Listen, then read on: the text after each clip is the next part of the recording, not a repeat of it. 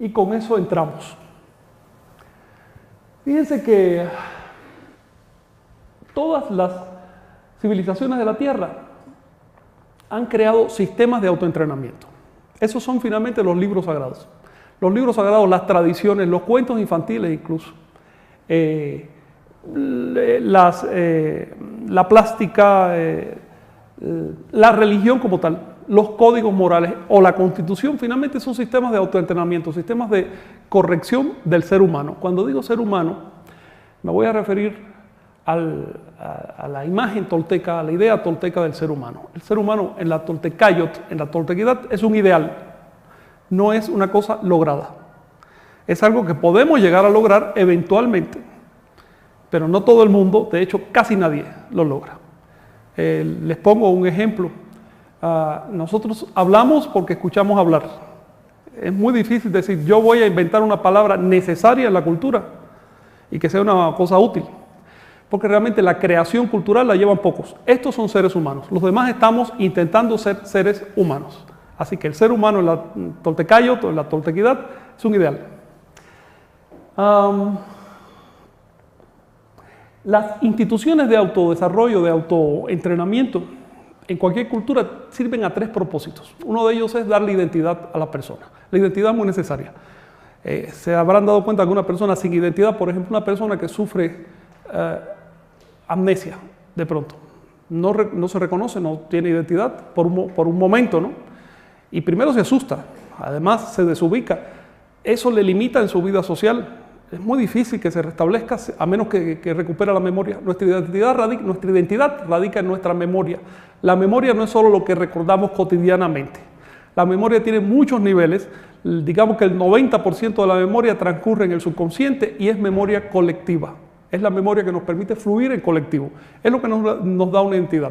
La identidad se manifiesta, por ejemplo, en la ropa que llevamos, en el modo como nos vestimos. Si ustedes abren un video de otra parte de la Tierra, van a ver que se visten de otra manera y se sienten muy cómodos con esa forma. Si nos vamos a otra época, se vestían de otras maneras y en el futuro seguro que habrá otras formas. Así que ese es uno de los elementos. Otro elemento, por ejemplo, es cómo las mujeres se maquillan o llevan el pelo, cómo los hombres no se maquillan o no llevan el pelo. Esos son elementos de identidad. Si ahorita, digamos, nos ponemos los atuendos que se usaban acá en este país hace 600 años, y salimos a la calle, vamos a ser los raros de la calle.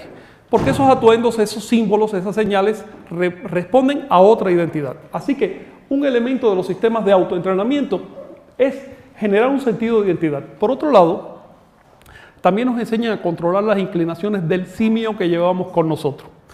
Más allá de ideas evolucionistas o religiosas que podamos tener, más allá de eso, es un hecho, y no más basta con mirarse al espejo, que tenemos un animal con nosotros. Es un simio bastante grande y que tiene sus bemoles, es decir, en ciertos momentos ese simio puede deprimirse, puede molestarse, puede tener... Les pongo un ejemplo de cómo funciona el simio. Si adaptas al simio a fumar, después tú le das la orden de que no fume y el simio sigue fumando. Es un problema. Te has enemistado con tu propio animal. Esos son los vicios, una enemistad con nuestro lado animal. Así que no hay nada más sano que conocer nuestro lado animal, llevarnos bien con él. Les pongo un ejemplo de maltrato que debería castigarse como maltrato a los animales. Estas religiones y sectas y demás que proponen la mortificación del cuerpo. Lo que están haciendo es irritando a un simio, sencillamente. No están logrando nada más. Con eso no se llega a ningún estado espiritual. Puede que llegue a un cierto estado psicológico, pero eso no es espiritualidad. Es un estado de la mente y bastante barato.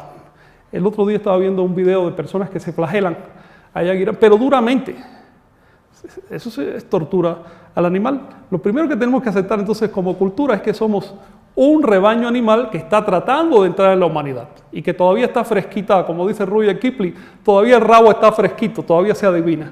Así que ojo con el mono. Cada pueblo, por supuesto, cada pueblo de la tierra le da al concepto de desarrollo humano su propia visión, sus propias características.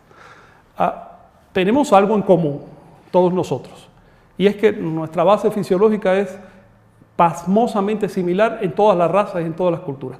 Eso lo notas, por ejemplo, cuando vemos las competencias digamos, de atletismo. Oye, lo mismo gana un blanco que un negro, que un asiático, lo mismo que un tarahumara.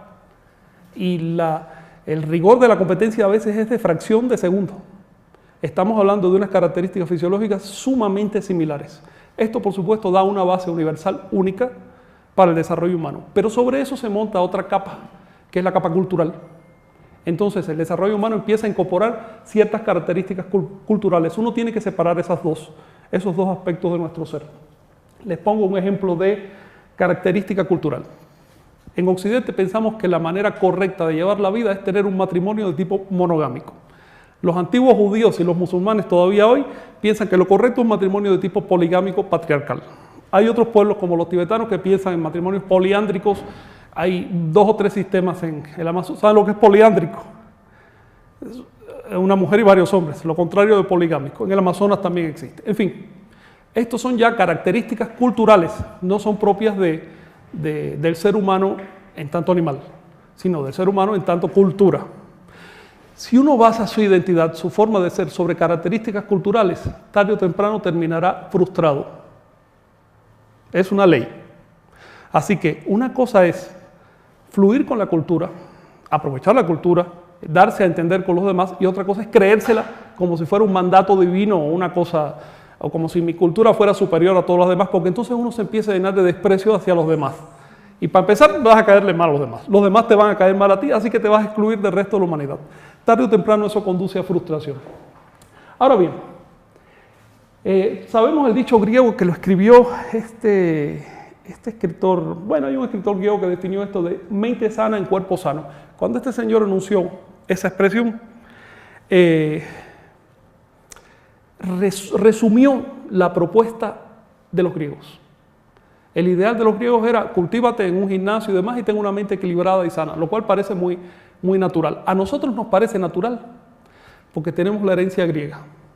Pero si tuviéramos la herencia china, probablemente nos parecería mucho más natural este ideal. Vive muchos años y sé muy sabio. Aunque sea una bola de grasa sentado meditando, aunque seas eso. Pero muchos años y sé muy sabio, es otro ideal. ¿Ven?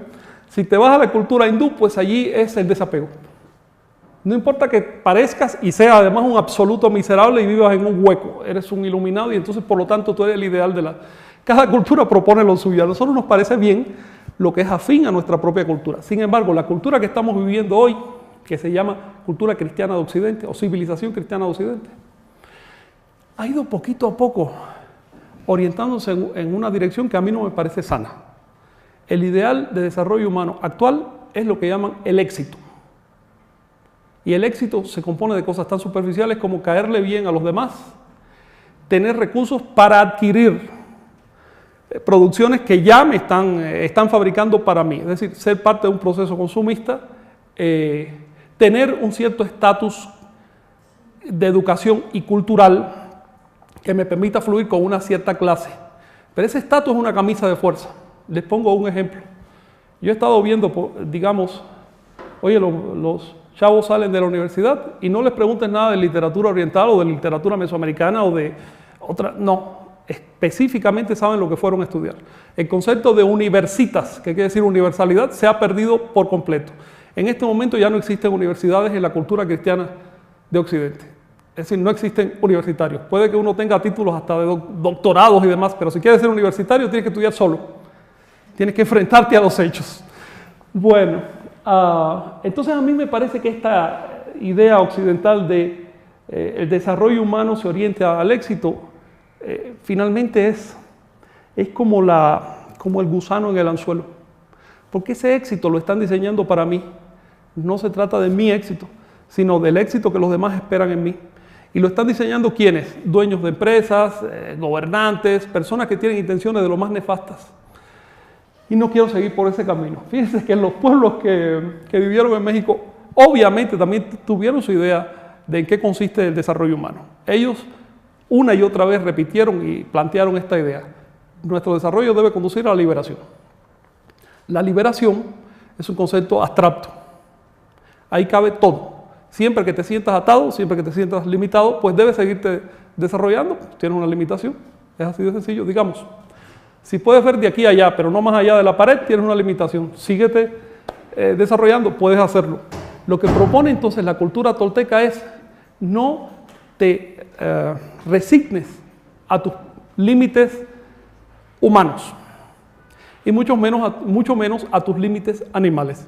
Sigue investigando. Les pongo un ejemplo de cómo podemos trascender límites aparentemente obvios, lógicos.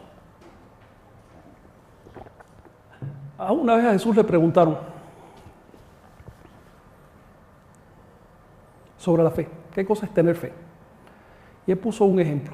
Quiero decirles que en esa época la palabra que él empleó no era fe, fue una palabra del español, así que en la Biblia original no aparece esa palabra, aparece otra. La expresión que usó Jesús, ¿la conocen? ¿Te acuerdas? Fue metanoia. Metanoia.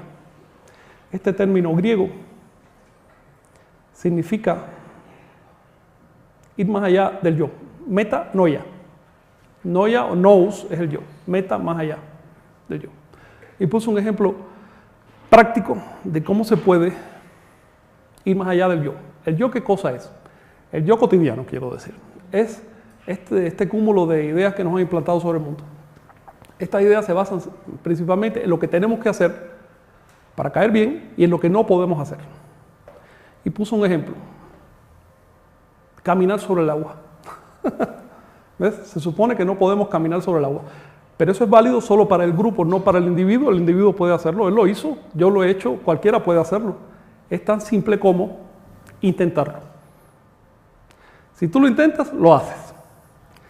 El secreto de caminar sobre el agua, y les pongo un ejemplo de tantos otros secretos místicos, es diluir la diferencia, la distancia entre vigilia y ensueño. En el sueño no tienes límites, puedes hacer lo que quieras y la sensación es la misma. Eso es conocer la realidad. La realidad, en la visión, vamos a decir, mística original de los pueblos antiguos, la realidad es un efecto perceptual, no nada más allá de la percepción, nada más allá, ni material, ni divino, ni nada más allá, simplemente un efecto perceptual. Y por eso Jesús, abundando en el tema de la fe, dijo, si ustedes tuvieran, aunque sea un granito de arroz de fe, sí, ¿qué harían? ¿Qué podrían hacer? A ver. Mover una montaña. Podrían decirle al monte, échate al agua, y se echaría al agua y se fundiría. ¿Qué quiso decir con eso? ¿Qué cosa es el monte y qué cosa es el agua? ¿Conocen algún cristiano que haya lanzado una montaña al agua nomás por su voluntad? Eso es timidez, eso es falta de osadía, se puede hacer de muchas maneras. Les pongo un ejemplo. Agarras una pala y una cubeta y tiras la montaña al mar. Eso es una posibilidad. Les pongo otra, todavía más interesante. Diluyes, disuelves lo que llamamos realidad física en el mundo de la ensoñación. Para esto simplemente tienes que atreverte a ensoñar. Y es una de las técnicas que vamos a estudiar hoy acá. Cuando ensueñas, digamos, y esta noche tú te das cuenta que estás soñando y tienes el talante de no despertarte, y sigues soñando. Te miras las manos, te miras el cuerpo, te miras en un espejo y dices, bueno, ¿esto que estoy viendo yo es físico o no es físico? Eso se llama, en lenguaje técnico, oro. Y esto que tenemos cuando no estamos ensoñando se llama plomo. Es la montaña y el agua. Es la capacidad de hacer fluido lo que supuestamente debe ser tosco, inmóvil, pesado. Es la capacidad de hacerlo fluido, es caminar sobre el agua. Ven que estamos hablando de un nuevo uso de las palabras que nos permite entrar en toda una dimensión de prácticas. Sobre eso vamos a hablar un poquito más ahora. Fíjense que los antiguos mexicanos definieron que para ser libres hay que ser tolteca. Tolteca era la palabra que ellos usaban para decir ser culto. Toltecatl es una persona culta. Toltecas son las personas cultas en general. La cultura en esa época era un poquito diferente de hoy y eso lo vamos a ver también. La palabra libertad la expresaban con el término xoxouqui, que se forma de la raíz xou, que quiere decir verde oscuro. El verde de la vegetación recién nacida. Entonces xoxouqui, esa reduplicación xou, quiere decir que reverdece y reverdece y reverdece, no cesa de reverdecer. Por lo tanto, lo más cercano a nuestro concepto de libertad en el México antiguo no era la idea de escapar de algo o de salirnos de algo, sino de crecer. Crecimiento. Crecimiento una y otra vez, romper moldes. La evolución no tiene límites, no tiene fin. No hay término para la evolución, es simplemente intentarlo. La siguiente, por favor. Fíjense que, bueno, como les dije, le llamaron tolteca a la persona culta y toltecayotl, esa Ese sufijo yotl quiere decir condición de, a la cultura como un todo. En el Perú al tolteca le llamaban amauta. Insisto en siempre mencionar a Perú, porque hoy le llamamos México y Perú, pero en aquella época era una sola realidad civilizatoria, cultural. Las relaciones entre esos pueblos eran más estrechas que las que hay hoy. De hecho, si ves las imágenes y si ves sus planteamientos, las cosas que hacían, no puedes distinguir grandes diferencias.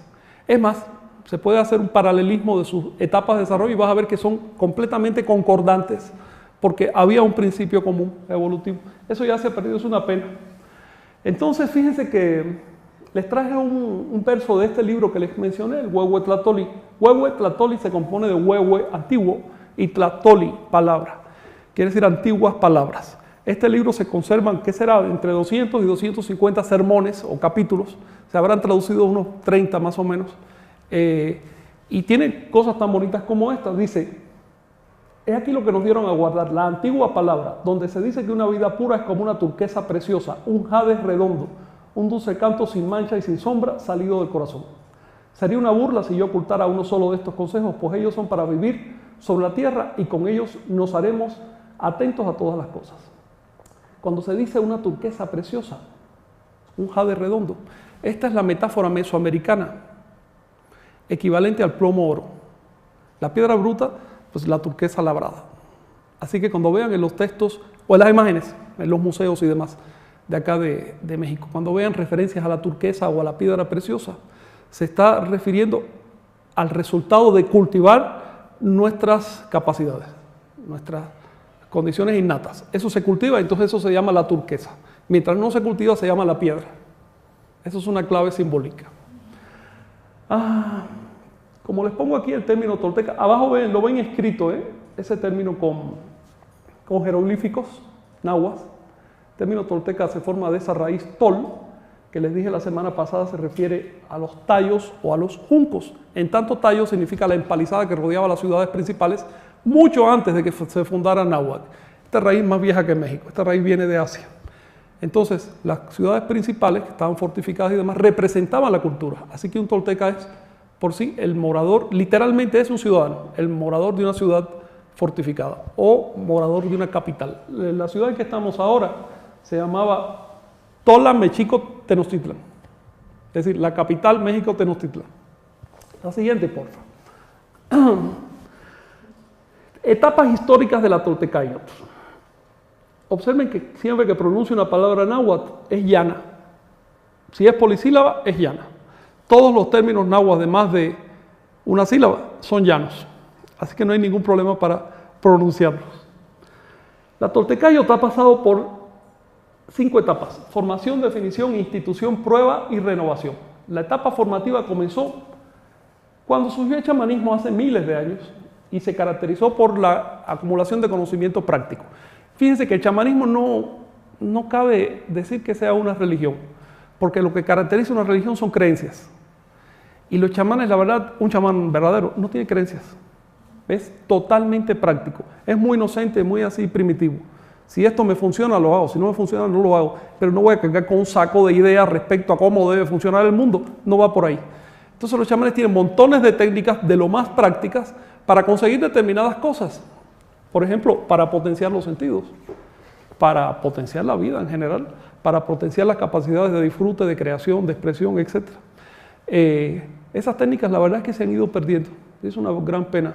Se ha perdido la mayor parte del esfuerzo, cientos de miles de años de esfuerzo humano por generar formas superiores de ser. Eso se ha perdido porque vivimos en sociedades muy cerradas, muy limitadas. Entonces el chamán pues lo tiras a la montaña y ni le preguntas. También hay otra cosa, y hay que aclararlo. Hay muchos pseudo chamán en la actualidad. Yo solo he conocido montones de chamanes, creo que 2 nomás me han parecido auténticos. Los demás han sido personas que solo están imitando lo que se dice por ahí. A veces son chamanes de internet, a veces son chamanes de título, graduados, cosas que ya de plano no tienen que ver con la realidad. La Toltecayotl se definió cuando las enseñanzas chamánicas fueron adaptadas a las condiciones culturales de América a inicios del Cuarto Sol. Los antiguos dividían el tiempo, el paso del tiempo, en etapas que llamaban soles. Y hablaban de 5 soles. Estos 5 soles son icónicos, es decir, no son 6, ni 7, ni 8, ni 4, son 5. Los 5 soles no son más que reflejos de la siguiente circunstancia. Si nosotros observamos el plano en que vivimos, el plano de la Tierra, vamos a encontrar un delante, detrás, izquierda y derecha. Estas son divisiones psicológicas naturales porque tenemos bipartición. Tenemos simetría bilateral. Eso nos hace dividir el mundo a derecha, izquierda y por lo tanto delante y detrás. Pero nosotros siempre estamos en el medio de ese cuadro. Siempre estamos en el medio de ese cuadro. Siempre. Estamos en la cruz. Somos el morador de la cruz. Esto es lo que significa la cruz en todos los lenguajes simbólicos de la antigüedad. Tanto en Mesoamérica, tanto en Anáhuac, como en el Viejo Mundo. Por ejemplo, la cruz del cristianismo. ¿Qué significa? ¿Qué cosa es ese crucificado? Es el ser humano por excelencia. Es aquel que se hizo ser humano. Es lo que debo ser yo si me doy cuenta de mis circunstancias. Por supuesto, eso implica dolor, responsabilidad y una serie de cosas que pueden llegar a asustarnos, pero también implica realización. Si no te asumes en el centro de esa cruz de los rumbos cósmicos, pues no hay realización. La realización únicamente ocurre en el centro. Luego, el desarrollo pasa por el yo, es lo que quiere decir. Por eso cuando a Jesús le preguntaron ya al final de su vida, ¿quién de ustedes es Jesús Nazareno? ¿Se acuerdan de esa frase? 3 veces dijo, ego sum. Ego sum. No minimizó el hecho, ni lo esquivó, ni se fue de lado. Dijo, sí, ego. Ya después de eso vamos a trabajar con el ego. Pero de ninguna manera dejarlo de lado. Se supone que hace unos 11.000 años comenzó lo que llaman en la cosmogonía el cuarto sol, lo que llamaban en la cosmogonía mesoamericana el cuarto sol. Este cuarto sol tiene que ver con el movimiento de los astros y son cosas en que no me voy a meter ahora. En ese momento ocurrió algo, los arqueólogos están descubriendo que el maíz se inventó en ese momento. Así que parece que lo que marcó esa etapa fue la creación del maíz. Como ya dije la semana pasada, el maíz es un invento, no es un producto natural. Ustedes no van a encontrar en la naturaleza ni una planta de trigo, ni de maíz, ni de arroz. Todo eso son productos humanos. Son debidas al esfuerzo, pero intenso, de muchas generaciones de personas por escoger la variedad más selecta, más gruesa, más alimenticia. Si nos vamos hacia atrás, les pongo un ejemplo más a mano. Digamos, cualquiera se ha comido un jitomate. El jitomate natural es 100 veces más pequeño que el que nos comemos cotidianamente. Es tan chiquito que no vale la pena el esfuerzo ni de arrancarlo de la planta. En otras palabras, hay que darles su tributo y su valor al esfuerzo de todas esas personas que ya no dejaron nombre porque son muy antiguas y que nos permiten estar ahora pues saludables y comiendo y viajando, ¿comprenden? Hay que darle su tributo a esas personas. Ese tributo se resumió en el mito de Anáhuac como el mito de la creación del maíz. El mito de la creación del maíz es un reconocimiento a todos los antepasados por ese esfuerzo. Se dice, por lo tanto, que nosotros somos el producto del maíz. Okay. Si leen el Popol Vuh, que era el libro sagrado de los mayas, va a decir, fuimos creados de maíz. No en el sentido de que nuestra masa corporal sea masa de maíz, sino en el sentido de que todo ese esfuerzo fue el que nos hizo humanos. Somos hijos de la intención. La siguiente, por favor. Bueno, fíjense que en toda esta historia mesoamericana, en la historia ya del quinto sol, aparecieron de tarde en tarde personajes que fueron llamados Quetzalcóatl en náhuatl o Kukulcán en maya, fueron llamados serpientes emplumadas. Hay una discusión en este momento sobre si Quetzalcóatl significa o no serpiente emplumada.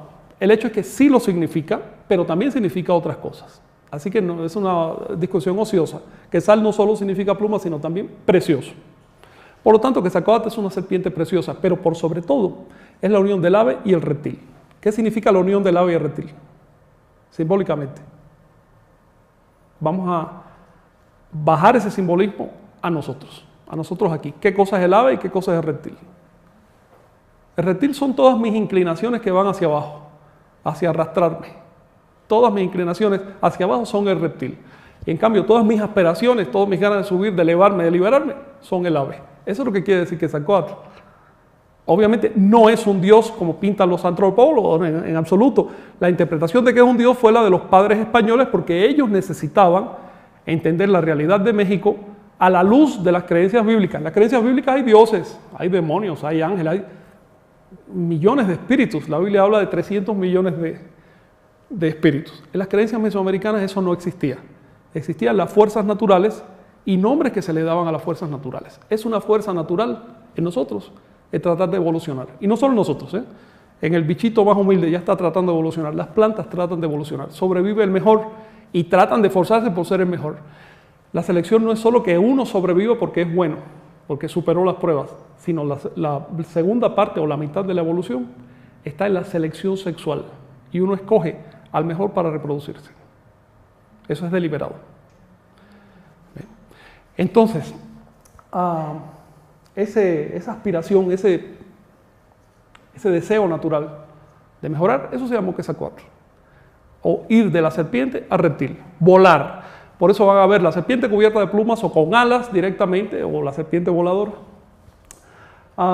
De cuando en cuando estos personajes entonces aparecieron en la historia, recibieron ese título, pero cuando tú escarbas en su vida personal vas a ver que son seres humanos comunes y corrientes. De hecho, al principio eran seres humanos con problemas. Por ejemplo, me acuerdo de uno de ellos llamado Nanahuatzin, que se dice que era un terrible pecador en su época. Esto fue hace 5.000 años, terrible pecador. Pero de pronto se elevó sobre eso. Y dice el mito que se convirtió en sol. No quiere decir que antes no existiera el astro, o que ellos pensaran que no había sol antes de Nanahuatzin, sino Nanahuatzin se elevó a un estado, digamos, de héroe solar o de mito solar, y con eso iluminó al mundo metafóricamente hablando. Una cosa curiosa es que todos estos personajes reciben un nombre relacionado con la huella del pie. Lo ven en esta primera imagen olmeca, que es antiquísima, y ven que ese personaje abanderado, con barba, son atributos de Quetzalcóatl, se llama un pie. Un poco después, 1000 años después, van a ver allá uno que se llama 2 pies. Acá en Teotihuacán van a ver uno que se llamaba 3 pies. Y finalmente aparece uno que se llama ya en náhuatl Nachitl, que quiere decir cuarto paso, cuarta huella o 4 pies. En antropología dicen, bueno, a lo mejor tenía 4 pies. No, no va por ahí. La huella o el paso es emblema ¿de qué? De ciclicidad, de avance, de advenimiento, de manifestación. Es eso. Esto es uno de tantos símbolos que nos hablan de la periodicidad.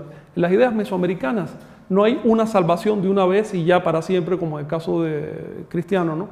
Sino que la salvación es periódica y cada vez aumenta más y más y más. Son ideas muy orgánicas, muy evolutivas. Por lo tanto, el calendario refleja esa ciclicidad. El calendario no es lineal, es absolutamente cíclico. Una circunstancia dada se va a repetir inevitablemente. No es fatalismo. Lo que se repite, de hecho, no es el fenómeno, sino el noúmeno. Es decir, no se repite literalmente lo que pasó, sino las condiciones en las cuales ese evento pasó. Pero uno puede deliberadamente cambiar los hechos. Y esta es la razón y la naturaleza de la profecía mesoamericana, de la cual quizás hablemos en su momento. La siguiente, por favor. Pero un ejemplo Sí. de esto, ¿cómo qué podría ser? De eso que acabas de nombrar, de neúmeno. Noúmeno. El noúmeno son las condiciones que dan lugar a un hecho. El fenómeno es la manifestación de ese hecho. Por ejemplo, detrás de todo lo que podemos percibir en este momento, hay un conjunto de leyes universales, de causas. Esas causas se están manifestando. El solo hecho de pronunciarlo, de enunciarlo, de concentrarnos en estas causas, hace que cambien. Así que el objeto de las profecías no es cumplir ciegamente con lo que pasó, ni enunciar mágicamente cosas que van a pasar. No tiene que ver con eso. Tiene que ver con darnos cuenta de que las causas responden a leyes naturales y por lo tanto son cíclicas. Y al mismo tiempo nosotros tenemos la posibilidad y el deber de influir sobre esas causas para cambiar, si es posible, para bien. Bueno, en su momento vamos a entrar en detalles concretos. Les quiero traer algunas profecías mayas así muy específicas, vamos a leerlas. Fíjense que en 1519 comenzó la etapa de prueba de la Toltecayo. No fue que se extinguiera, sino que pues, la invasión fue muy cruel, muy dura. Y no quiero hablar mal de España ni mucho menos, era algo inevitable, tenía que pasar. Los españoles hicieron lo que podían, teniendo en cuenta las creencias y las circunstancias de aquella época. Y los practicantes toltecas tuvieron que esconderse. Hubo dos soluciones. Una fue sincretizar la religión mesoamericana. Y ustedes van a ver hasta hoy mucha evidencia de sincretismo religioso. Por ejemplo, el culto a la Virgen, a la Guadalupe. Es evidente que el nombre de Guadalupe no es más que la forma españolizada de Coatlicue. Guadalupe Coatlicue, así, en el mismo lugar, en la misma montaña, el mismo santuario. ese santuario se viene llenando de gente desde hace 3000 años por lo menos. Así. Entonces, esto fue una de las soluciones que encontraron los mesoamericanos para que sobreviviera su cultura, sincretizarse. Son los famosos danzantes o concheros y demás. Les quiero decir que también hay mucha exageración y la verdad es que el pasado no era así como te lo pintan ahora los danzantes que ves en las plazas y eso no tenía nada que ver con eso. Era una civilización, era una cultura fina y por lo tanto tenía otros desarrollos. La segunda forma como se defendió la Toltecayo fue escondiéndose. Una de las cosas interesantes, por ejemplo, en el año 1609, si mal no me acuerdo, la iglesia dio la voz de alarma, la iglesia católica, porque descubrieron que varios curas en Cuernavaca, de día eran curas y de noche estaban practicando otra cosa. Y finalmente los siguieron y los descubrieron en una cueva, haciendo otro tipo de ritos. Al preguntarles, uno de ellos dijo, yo vine a México a estudiar teología, es lo que estoy haciendo, porque no me la supieron enseñar en España, así que la tengo que estudiar aquí. En otras palabras, hubo muchas personas que cambiaron de religión. Tuvieron que esconderse porque la cosa era muy cruel en ese momento, hasta mataban por eso. Ese movimiento de gente de resistencia cultural oculto fue conocido como Intlato. Intlato quiere decir la palabra. Así que los de la palabra. Ellos tenían la palabra ancestral, la palabra de los abuelos. Y se mantuvieron ocultos en el año 1850 más o menos, se hizo un censo de estas personas y había como 24,000 en esa organización. Después de eso se le ha perdido la pista, pero es posible que todavía existan en México o un poquito más allá organizaciones bien extrañas. Y no quiero seguir hablando de eso. La siguiente, por favor.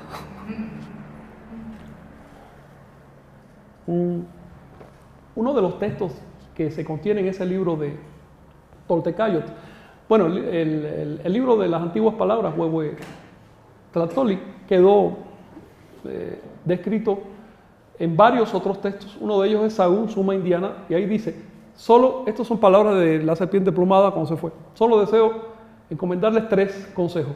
Que busquéis con ellos haceros amigos del que está en todas partes, se llama Ipal Nemoani, Tloquenahuaque, y en todos los cuerpos, pues es dueño del cerca y el junto.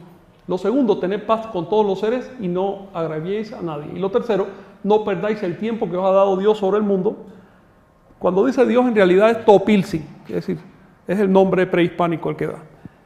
Ocupaos en lo que es bueno de día y de noche y no despreciéis el tiempo. El primero de estos consejos es hacerse amigo de aquel que está en todas partes. ¿Quién es aquel que está en todas partes? Pues es la energía. Hacerse amigo de la energía es no desperdiciar la energía, no desperdiciarla, no tirarla. Es lo que llaman en el lenguaje bíblico no usar el nombre en vano. O lo que llaman también todos los pecados os serán perdonados, pero no el pecado contra el espíritu. El espíritu es la energía. Así que no desperdicie la energía. Es lo que quiere decir este texto. Hazte amigo de la energía. Llévate bien con ella. Lo segundo, ten paz con todos los seres. Eso no significa ser un pacifista pasivo, ¿no? No va por ahí. Porque también junto con este consejo, los mesoamericanos eran muy dados a definirse como guerreros. Así que en aquella época la cosa llegaba al extremo que si no había con quién pelear, hacían una guerra aunque sea en el seno de una ciudad. Entonces un bando contra otro y decían, va a haber hasta 10 muertos. A ver, 10 muertos hasta ahí. Y ya ahí paramos. Había gradas, ponían gradas y todo para que la gente fuera a la guerra a ver cómo era la cosa. Era más un espectáculo. Lo que importaba era mantener a la gente en entrenamiento. Porque se valoraba mucho la actitud marcial ante la vida. Y se había descubierto una cosa. Cuando se entrena a los niños o a los adultos en artes marciales, baja el nivel de delincuencia y el nivel de belicosidad en la sociedad. Porque esta persona se hace consciente de sus poderes y los controla. Malo es cuando uno se siente débil porque entonces se vuelve uno fiera. Eso fue una de las cosas que descubrieron los antiguos. Lo tercero, no perder el tiempo, dice, ni de día ni de noche. Es decir, en cualquier estado de conciencia en que te halles. Y aquí entramos en una práctica tolteca, un principio tolteca básico. No se vale dentro de la Toltecayot que uno después de pasar todo un día de buenas acciones y demás, se tire en la cama como si fuera un saco de papas y se olvide. Eso no se vale. Eso no es digno. Eso es cosa de animales y hay que trascenderlo. Y se trasciende mediante ejercicios, educando la percepción, educando la conciencia. La siguiente, por favor. Si quieren interrumpir y comentar o preguntar, adelante. ¿Alguna observación, Leonardo? Fíjense que la propuesta espiritual tolteca se distingue por 5 ejercicios básicos. Estos son básicos, hay que realizarlos. Si uno quiere entrar en esta propuesta, uno tiene que realizarlos. El estudio, la recapitulación, el ensueño, el acecho y la meditación. Dentro de la toltecayo, ser un ignorante es estar enfermo. Así, y eso hay que curarlo. Si tienes a tu alcance la posibilidad de saber determinado número de cosas útiles que valgan la pena y no lo sabes, eres un abandonado y eso es enfermedad. Entonces hay que entrarle al estudio. Tolteca significa persona culta, no persona amorosa ni persona espiritualmente muy... No. Primero, persona culta. Primero ubícate. Tienes que saber quién eres, dónde estás, cómo es tu medio. Tienes que saber cuál es tu historia personal y la historia del medio que te creó. Porque solo así te vas a ubicar. La cultura tiene un efecto pues, secundario, es que te hace tolerante, empiezas a comprender a los demás. Empiezas a entender al prójimo. Sin embargo, traducir tolteca como persona culta resulta demasiado pobre. Pues para nosotros ser culto es simplemente memorizar algunos detalles. Observa esto. ¿Dónde adquirimos la cultura? En la escuela. ¿Y cuál es el método? Te ponen a memorizar. ¿A memorizar qué? Generalmente banalidades. Cosas innecesarias. La verdad, los chamacos desperdician casi todo su tiempo en la escuela. Sí, aprenden, digamos que un 1% de cosas útiles. Lo demás lo echan a la basura con razón. Por eso a los chamacos no les gusta la escuela. Porque en su ser interno ellos saben que hay algo mucho más elevado. Y podemos aspirar a eso. Los mesoamericanos, los anahuacas, concebían que cultivarse es cultivar todo nuestro ser. Físico, emocional, psíquico, la energía vital, todo. Cultivar la memoria, cultivar nuestras relaciones sociales. Eso es cultivarse. Si no te has cultivado en esos sentidos, ¿para qué te dices culto? Mejor di, soy un loro que repite cosas porque me las dijeron. O soy una máquina que tiene mucha memoria. Pero no te digas persona culta. Así que cultivarse es eso, cultivo integral. Vamos a honrar las palabras. Una cosa importante es que estudiar, y esto es para los jóvenes sobre todo, no es solo consumir información. Uno aprende con el tiempo que no es, bueno, si vas a estudiar algo no llegas a una biblioteca y empiezas por el primer libro, sino que vas al grupo de libros que tú quieres. Así que estudiar es también saber seleccionar la información. Y dentro de las categorías de la información hay una que está en el tope, que es la información que nos permite adquirir conocimiento para la vida, conocimiento liberador. La siguiente, por favor. Ya saben que pueden interrumpir, ¿eh?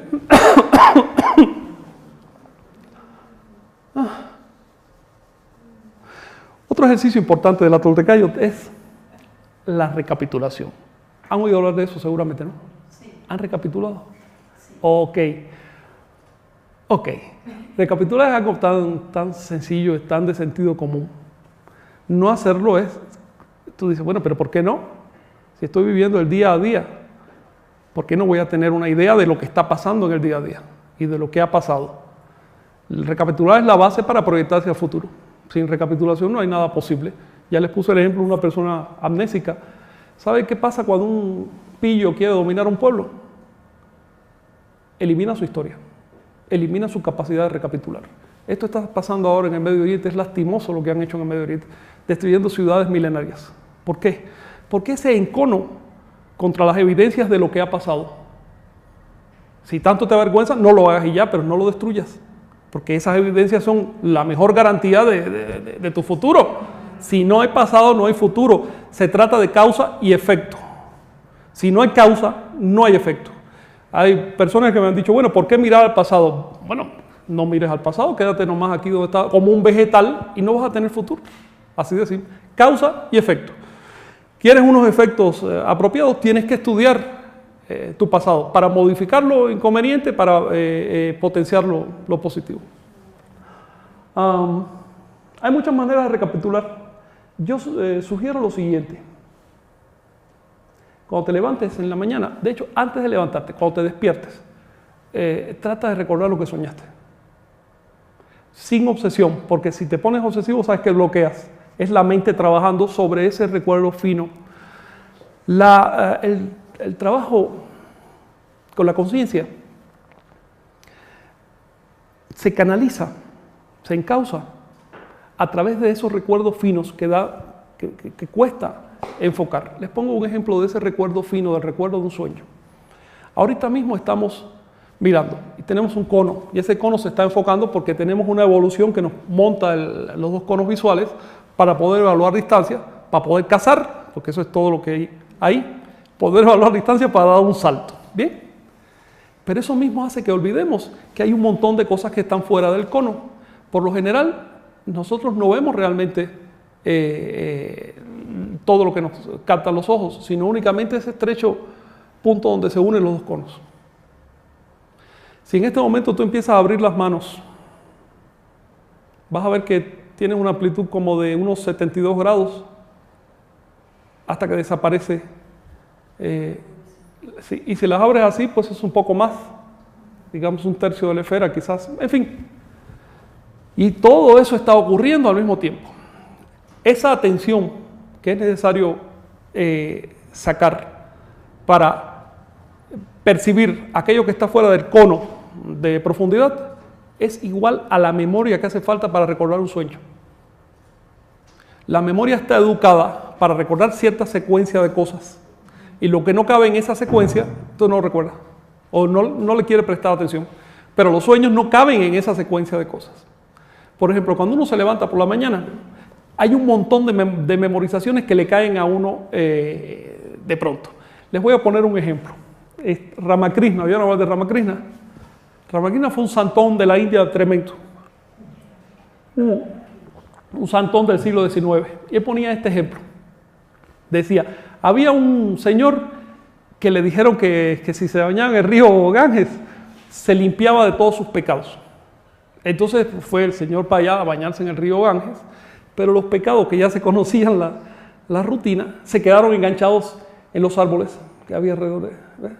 Y deja que se bañara, bañate todo lo que quieras. Estaban esperando. Cuando salió le volvieron a caer arriba. Entonces así mismo nos pasa a nosotros. Cada noche nos echamos al Ganges, nos desconectamos y entramos a un río donde se conectan todas las conciencias. Podríamos hacer cosas maravillosas y las hacemos. Y las hacemos. Pero al salir de ese río, de pronto nos caen arriba las memorizaciones cotidianas. Una de ellas es el nombre, las rutinas de vida, las deudas que tengo, lo que quiero hacer mañana, el problema familiar, el problema con el trabajo, te cae todo eso de pronto. Las adicciones, sobre todo las más peligrosas, las mentales. Les voy a poner otro ejemplo. Conocí una señora, la verdad, mi abuela. Esta señora era bien cristiana, la pobre, o bien así como bien temerosa de Dios, pero no sabía soñar. Y cuando se dormía, pues obviamente sabe Dios con qué soñaba. Una vez le pregunté, ¿qué soñaste anoche? Y se dio un susto que casi se desmaya la señora, porque se dio cuenta que ella era cristiana nomás cuando se despertaba. El resto del tiempo no era cristiana. Hay otro caso todavía más patético que no quiero ni contar. Entonces, realizarse, autorrealizarse, liberarse, significa, ante todo, unificar la vida. Dejar de vivir en esa dualidad. Darnos cuenta de que la conciencia es una, es un torrente de conciencia. No permitir que los pecados se nos queden enganchados en los árboles y en las matas y después nos asalten. Controlar la situación. La recapitulación se puede hacer de muchas maneras. Por ejemplo, puedes agarrar todas las casas en que viviste. Eso es algo muy útil. Te sientas en un momento tranquilo y dices, a ver, desde que yo me acuerde, de la primera hasta ahora, o todavía más útil, desde ahora para atrás. Y entonces van a salir recuerdos muy tempranos. O todos los afectos que tuviste, sobre todo afectos de pareja y demás. Recordarlos todos en un momento. En buena onda, La recapitulación no es para torturarse. Es simplemente para saber lo que pasó y limpiar. Y después que recapitulas puedes olvidar. Antes no te puedes dar ese lujo. Porque antes esa memorización está enquistada dentro de uno y sigue haciendo daño. Recordar, por ejemplo, los libros que has leído. Recordar las escuelas. Todo lo que pasó en las escuelas. Pasan muchas cosas. Ahí se siembran muchos temas. Esa es recapitulación, digamos, inicial. Después uno puede hacer algo un poquito más osado y es recapitular los sueños. Cuando yo me senté con una libreta a recapitular mis sueños, me dije, no, pues, ¿cómo me voy a acordar? Y lo impresionante fue que empezaron a salir los sueños de años atrás, casi ya en secuencia cronológica. Era una cosa impresionante. Simplemente por disponerse uno, y no es que tuviera exceso de memoria ni nada de eso. es que al disponerme y estar sentado para eso y concentrarme empezaron a aflorar y llené una libreta de sueños hasta que me di cuenta que era puros disparates y ya no tenía que seguir por ahí. Hay algo importante al recapitular. Mira, hay un principio tolteca y es que no podemos prescindir de lo que no es nuestro. No podemos liberarnos de lo que no tenemos. La recapitulación es para componer una historia humana, personal, que hay que sacrificar. Mientras no la compongas, no puedes sacrificarla. Vas a sacrificar un ídolo, un mito. Otra cosa importante es darse cuenta que generalmente lo que creemos ser nuestra historia personal es algo creado por la mente. Nos vemos, con las mujeres pasa un detalle, fíjate. Sí, se han hecho estas pruebas. Generalmente se ven bastante más gordas de lo que son. Impresionante. Se ven 2 o 3 tallas más de las que tienen. Y entonces eso puede conducir hasta una enfermedad, usted la conoce. Así pasa con todos los hombres también. Generalmente nos vemos mucho más importantes de lo que somos. La verdad es que cuando recapitulamos nuestra vida vemos que esa vida es enteramente sacrificable. Todavía no ha pasado nada. Y es en ese momento cuando decimos, cuando podemos decirnos, bueno, pues entonces, ¿qué voy a hacer con mi oportunidad? Porque es una oportunidad única. Es una oportunidad que estoy definiendo en cada momento para la eternidad. ¿Qué voy a hacer con eso? Así que recapitulación es básico. Hay algo más que podemos hacer y es recapitular en sueños. Cuando intentas enfrentar tu vida cotidiana en medio de un sueño, te das cuenta del disparate que es la vida cotidiana, de la cantidad de tiempo que perdemos. La siguiente, por favor. Si tienen preguntas o cuestiones, me dicen, por favor. He mencionado el sueño varias veces y hay que entrarle. Fíjense que, como escribí allá abajo, el único modo de ampliar la conciencia es esforzarnos por atender cuando nos encontramos en un estado de subconsciencia.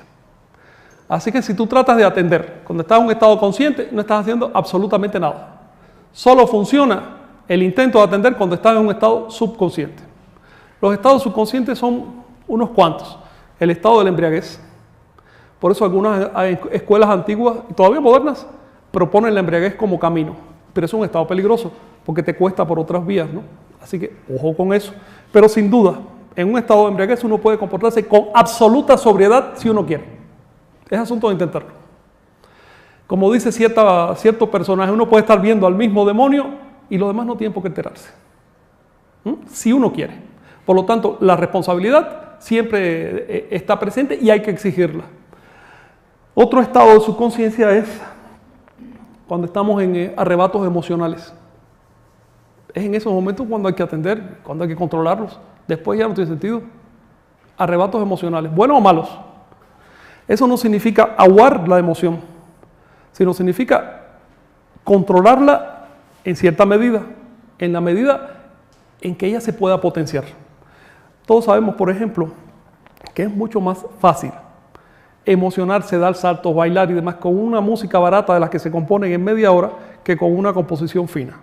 Pero el estado de placer que te produce una buena composición musical fina, elevada, no se compara con que te produce una composición barata.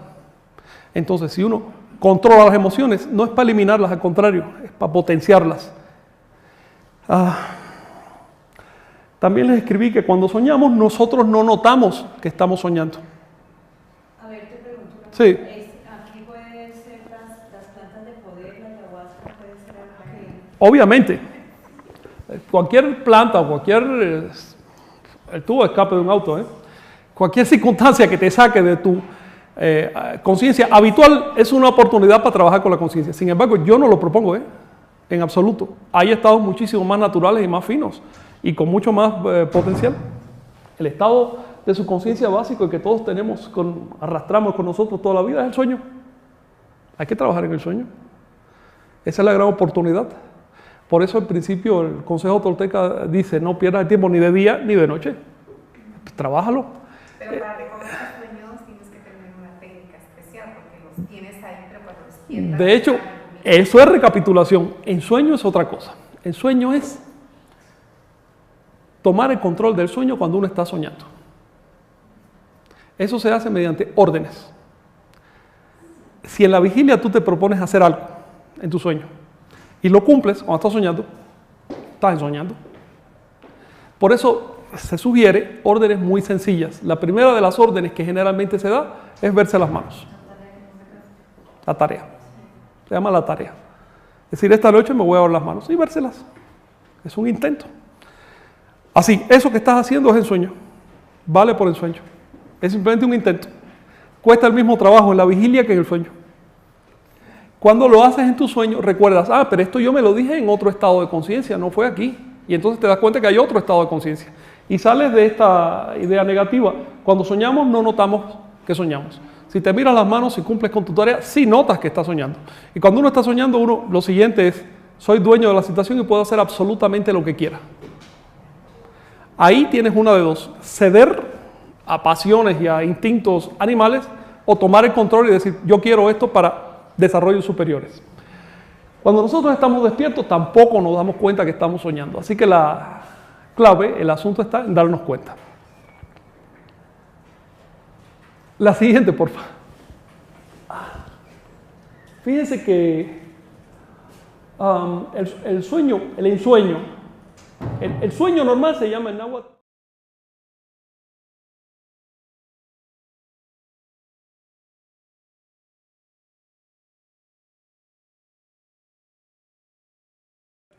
es lo que pasa cuando uno empieza a cultivar sus sueños.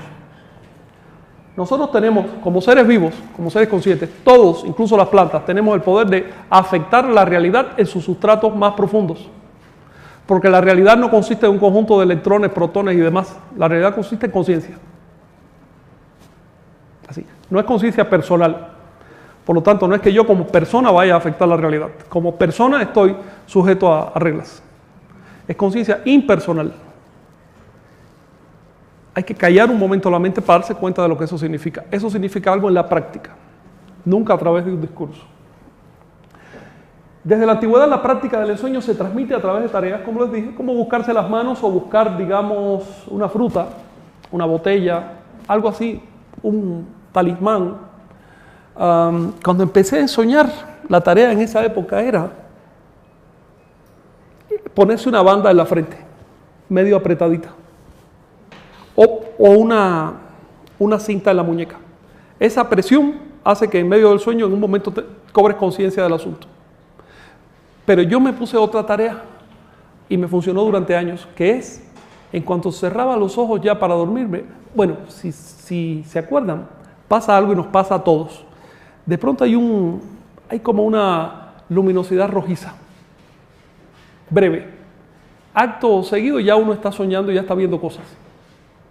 Esa luminosidad, bueno, me enfocaba en ella con los ojos cerrados y trataba de ver un ojo.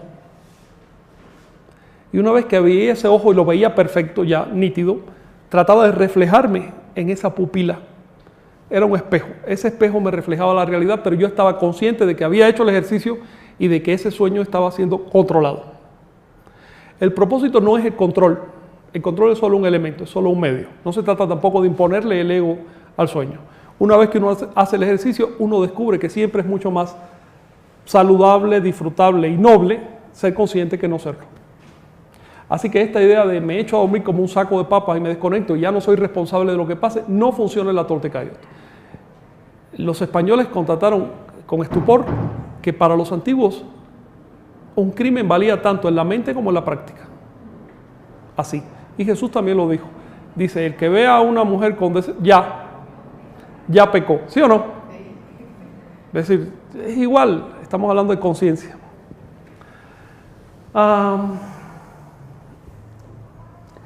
El padre de las casas reportó una cosa interesante. Fíjense que había 5 materias básicas en las escuelas del México antiguo, que les voy a decir que en las ciudades grandes como esta era obligatoria la escuela. Una de esas materias era el sueño. Esta materia tenía mucho sentido, porque cuando llegaban los niños, y lo primero que hacía el profesor era pedirle que contaran sus sueños. Obviamente el profesor ya estaba entrenado. De hecho, había un libro que no se conservó, que era entrenamiento de sueño. Y de esa manera el profesor sabía lo que estaba pasando con los alumnos, aunque ellos no se lo contaran. ¿Ves? Si el chiquito tiene un problema, él no te lo va a contar, pero el sueño lo va a quemar, y el niño no sabe eso. Y de esa manera el profesor tenía un acceso inmediato a los alumnos y podía corregir problemas o trabajarlos. Por ejemplo, les dejaba tareas de ensueño. Una vez que tú tienes un grupo de niños y empiezas a preguntarles lo que sueñan, en cuestión de unos días, empiezan a descubrir ellos que soñaron lo mismo. 2 o 3 soñaron lo mismo. Entonces eso lo potencias. Y así vas conduciendo volitivamente el ensueño. La tarea de las manos aparece en toda la tierra. Aquí en Mesoamérica, por ejemplo, y en Norteamérica, este dibujo central es de Norteamérica, van a ver siempre la asociación entre la mano y el estado de conciencia, ya sea porque tiene un ojo o porque está haciendo algo o está en una situación, por ejemplo, la mano en una cueva, la pared de la cueva. Eso es su santuario. La mano ahí no es simplemente un adorno, está diciéndole algo a todo el que entraba al santuario. Yo ya me imagino un paleolítico, un neandertal o algo así entrando allí y sonriéndose. ¿Ves? Mira, este también es lo que se piensa. El ejercicio del sueño produce una gran fraternidad. Una fraternidad esotérica. ¿Sí? El sueño que mucha gente hemos experimentado que dicen que se te sube muerto. Es el principio. No se te sube ningún muerto porque ahí no hay ningún muerto excepto el cuerpo que uno tiene que ya está muerto de antemano. Es todo lo que pasa. Ese es el principio. Cobrar conciencia de que uno puede disolver ese cuerpo y convertirlo en un cuerpo luminoso, fluido. Puede incluso abstraer ese cuerpo. En un grado superior del sueño ya tú no necesitas visualizar un cuerpo, ni visualizar manos, ni nada de eso. Si te quedas trabado en esa parte del ejercicio, eso es lamentable. Hay que seguir. No se está montando nada. Lo primero es no aterrarse. Aprender a disfrutar la sensación y darse cuenta de que todo lo que está pasando es que uno está siendo consciente de estarse durmiendo. Eso no tiene nada de malo, eso es bueno, positivo. Malo es no hacerlo. Porque cuando uno no está consciente de si está dormido o despierto, ahí entran las malas sugestiones, lo que llaman el demonio. Todo eso no es más que malas sugestiones en un estado onírico. Ese estado puede ser que tú estés en tu cama literalmente, pero también puede ser que estés conduciendo como un zombie, echándote todo el veneno que ves. O puede ser que estés viendo una película o una telenovela y de pronto bajaste la guardia y te están entrando metralla. Eso es estar dormido, técnicamente hablando. Cuando uno empieza a ensoñar, cambia el uso de las palabras dormido o despierto. Antes, dormido era cuando yo estaba en la cama y despierto cuando estoy caminando. Pero ahora es despierto cuando yo estoy atento y dormido cuando no estoy atento. Sucede una cosa importante. Cualquier maestro de escuela verdadera te va a transmitir su información en estado de sueño, no te lo va a transmitir en estado de vigilia. Así que la información que se transmite en la vigilia es solo un pálido recuerdo, un eco de lo que realmente está ocurriendo en el estado del sueño. Ese es el camino. La siguiente, por favor. Hay un ejercicio que es después del sueño, es decir, no es anterior, pero podemos hacerlo paralelamente, que se llama acecho. El acecho es simplemente estar acechando, acechar, estarse vigilando lo mismo. Los mesoamericanos le dan muchísima importancia al acecho. Sus guerras eran de acecho. Más que el encuentro brutal entre... No, eran de acecho, eran como una partida de ajedrez. Se estaban acechando. Por eso, por cierto, no podían hablar, porque si gritaban o algo y daban órdenes, se quemaban, ¿no? Entonces había un lenguaje manual. En la guerra tú hablabas con las manos. Eso quedó recogido por los cronistas. El acecho es, aplicado ya a uno mismo, es observarse cotidianamente, darnos cuenta de lo que estamos haciendo en cada momento, de cómo estamos hablando, cómo estamos pensando, cómo estamos actuando y tratar de integrarse en lo posible. Eso es acecharse. No hay nada, digamos, malo detrás del acecho, solo que el acecho no se debe hacer con obsesión, debe ser fluido.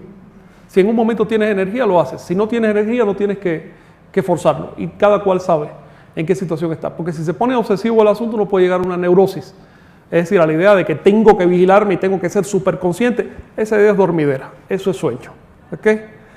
Fluido. Por supuesto, a la persona que se acecha se le llamaba un guerrero, un practicante de lo que ellos llamaban Xochitl Yahoyotl o guerra florida. ¿Por qué guerra florida? ¿Qué quiere decir eso? Está dando frutos porque despierta. Claro, frutos, flores. Está fructificando. Es una guerra para algo. No es simplemente una guerra para destruir, sino una guerra para producir, guerra productiva. ¿Y por qué guerra? Porque hay que luchar. Porque hay que luchar. Si lo dejas suavecito no pasa. ¿Ves? Hay que luchar. Por ejemplo, si quieres sentarte a meditar, han hecho el intento de sentarse a meditar y probablemente algunos se saben sentar muy bien. Y saben que en las primeras etapas es un dolor de cabeza. Es un dolor. Te duelen todos los huesos, te duele todo. A mí, cuando me sentaba a meditar al principio en un templo por allá, hace mucho tiempo, oye, en ese momento me caían todas las picazones. ¿ves? Llegaba bien, normal, y en ese momento me caían todas las picazones. Hasta que me di cuenta, no te rasques ni nada, que no es real, es psicológico, no es nada físico. Es simplemente que el mono se inquieta y no quiere, y te va a buscar pretextos. O las preocupaciones, ¿ves? Hay que guerrear, hay que luchar para controlarse. Y el control, recuerden, no debe ser obsesivo y tampoco es el objeto, es simplemente un medio. Es un medio.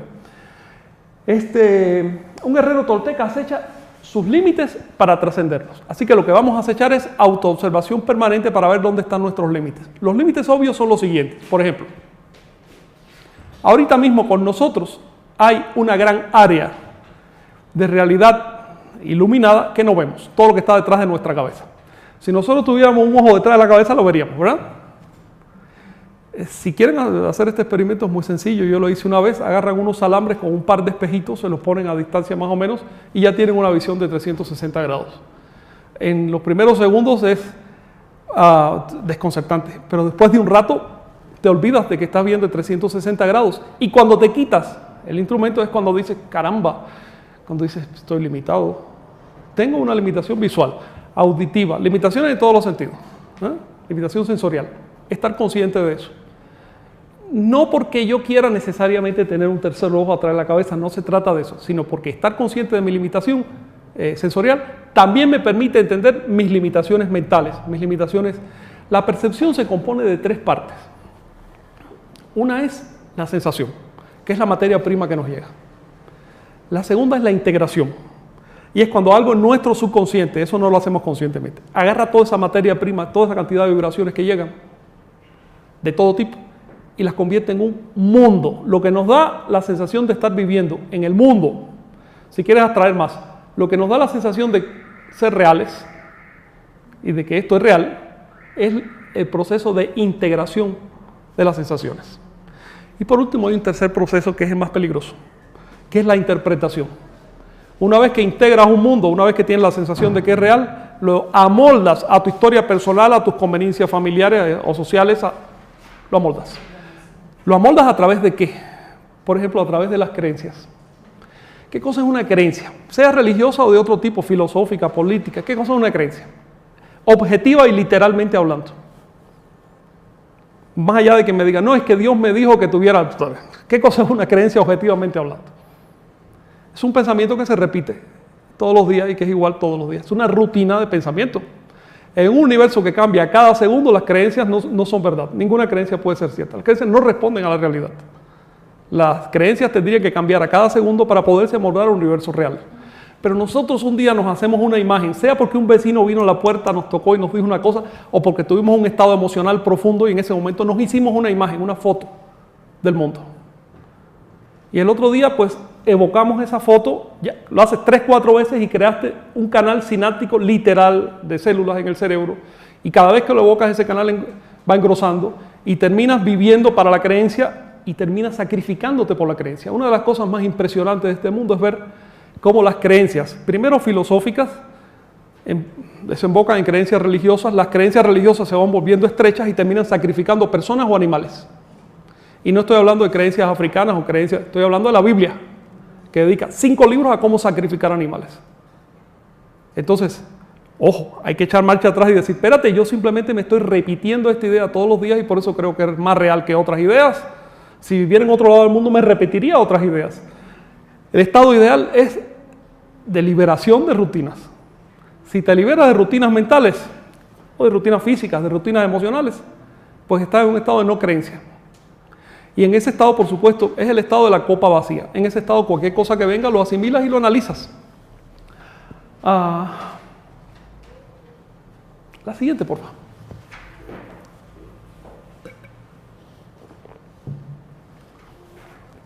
Con este tópico, quisiera parar aquí el tema. Vamos a descansar unos minutos.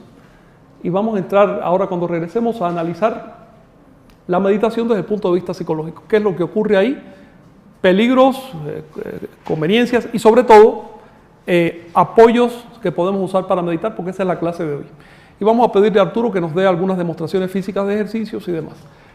Paramos por ahora, ¿no? ¿Sí? Bien, tú me dices. Vamos a tomarnos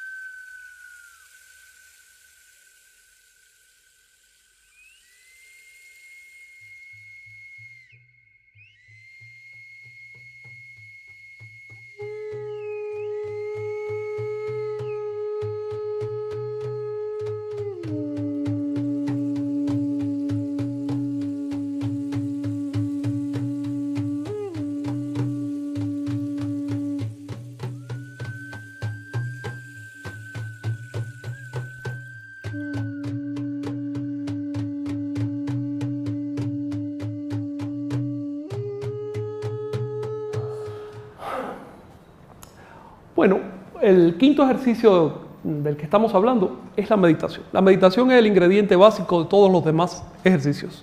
De hecho, la meditación se puede resumir en la expresión silencio mental.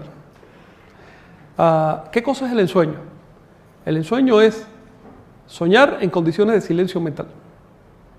¿Qué cosa es un acecho? Es fluir en la vigilia en condiciones de silencio mental. Cuando hay silencio mental, pues uno se concentra, la conciencia se concentra sobre sí misma. La conciencia se reconoce a sí misma y se concentra en sí misma. Entonces todo lo que uno haga, por cotidiano que parezca, se convierte en un ejercicio de conciencia. Son expresiones de conciencia, ¿sí? Puedes, de alguna manera, puedes programarte antes de irte a dormir para reconocer el sueño, para... Sí. ¿Tienes alguna forma de programarte? Sí. Es necesario programarse antes de irse a dormir. Esto es la primera parte del ejercicio, ¿eh? Tú te programas dándote la orden, por ejemplo, de vamos a seguir con el programa de verse las manos, porque están ahí y te es mucho más fácil en un sueño. En un sueño cotidiano te las ves constantemente, porque las estás moviendo, estás haciendo cosas. Solo que como no tienes esa orden, no tienes ese programa, pues no te das cuenta de que hay un ejercicio detrás. Y entonces fluyes con el sueño y pues si hay una situación emocional, por ejemplo, de peligro, te asustas, y si es una situación placentera, te entregas a ella sin enjuiciar en ningún momento la situación. Porque tú piensas que esa es la absoluta realidad y que no hay otra. Pero si en ese momento una voz dentro de ti, por decirlo de una manera, ¿no?, te recuerda, oye, mírate las manos, entonces dices, espérate, que hay otra cosa. Yo tengo otra vida. Son dos vidas en una. Y entonces dices, bueno, ¿qué hago con esa otra vida? Generalmente la emoción en ese momento te despierta. Sí, en las primeras veces. Pero si sigues, quiero decirles que es sumamente gratificante porque por primera vez estás viendo de qué se trata todo lo que han dicho los maestros y demás, los auténticos. Por primera vez lo ves. Dices, pero todas esas metáforas se referían a esto. Yo me estaba comiendo la cáscara y resulta que la fruta es otra. Después que sigue avanzando el ensueño, ya no se trata de tomar control cuando estás dormido, sino de tomar control en toda situación. En toda situación. No dividir sueño y vigilia. Sueño y vigilia son distinciones psicológicas. No son distinciones, por ejemplo, de la sensación. Porque lo mismo en la vigilia que en el sueño, las sensaciones son las mismas. Son igual de intensas. ¿Ok? No son distinciones de la integración del mundo. Porque tanto en vigilia como en sueño tú integras un mundo y por eso es que el sueño te parece real. Si no lo integraras, tú dirías, esto es un caos, esto no tiene pies ni cabeza, y no te entregarías a eso. Pero una situación de sueño te parece tan real como una de vigilia.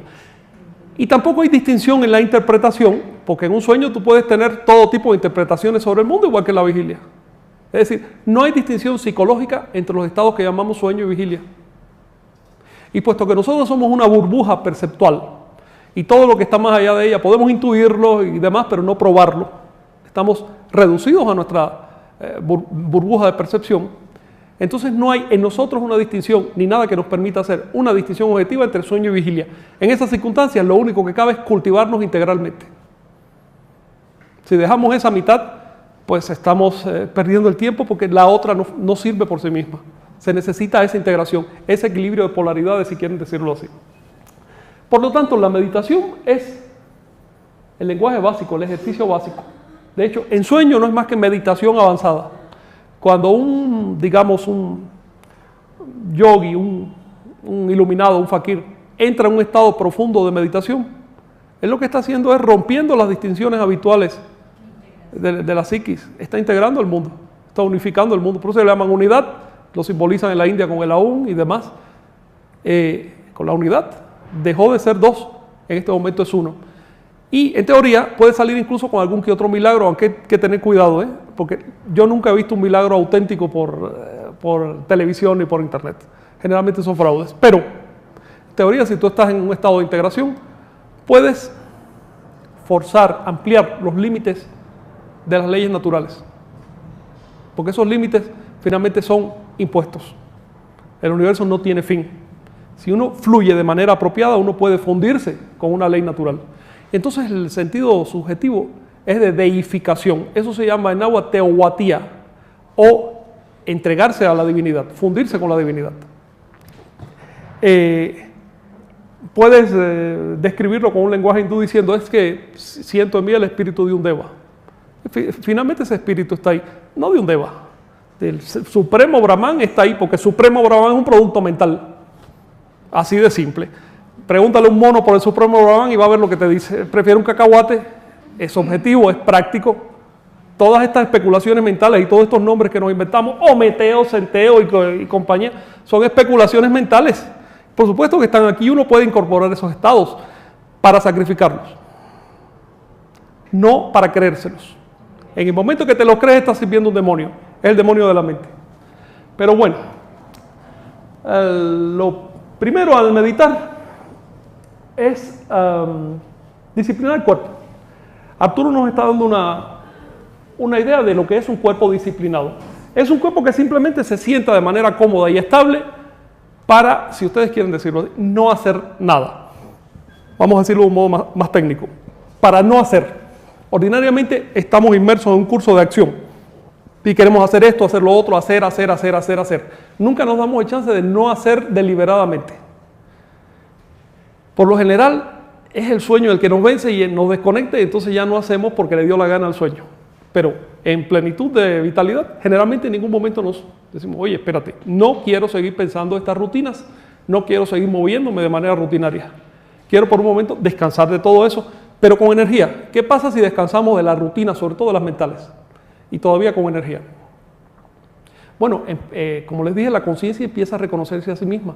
Empezamos a entrar en el flujo de la conciencia. Es decir, ya no es en mi personalidad, en mis manifestaciones, en mi nombre, en mi historia personal, sino que empiezo a ampliarme. Pueden ocurrir cosas muy impresionantes ahí. Hay un libro que se llama Yoga Sutra de Patanjali, que su último capítulo describe los fenómenos. Son fenómenos mentales, no son el objeto de la experiencia, pero son indicadores de que la experiencia va bien. Si vas a meditar y lo estás haciendo bien, debes, para empezar, sentir que estás en un acto de guerra, nunca en un acto de paz.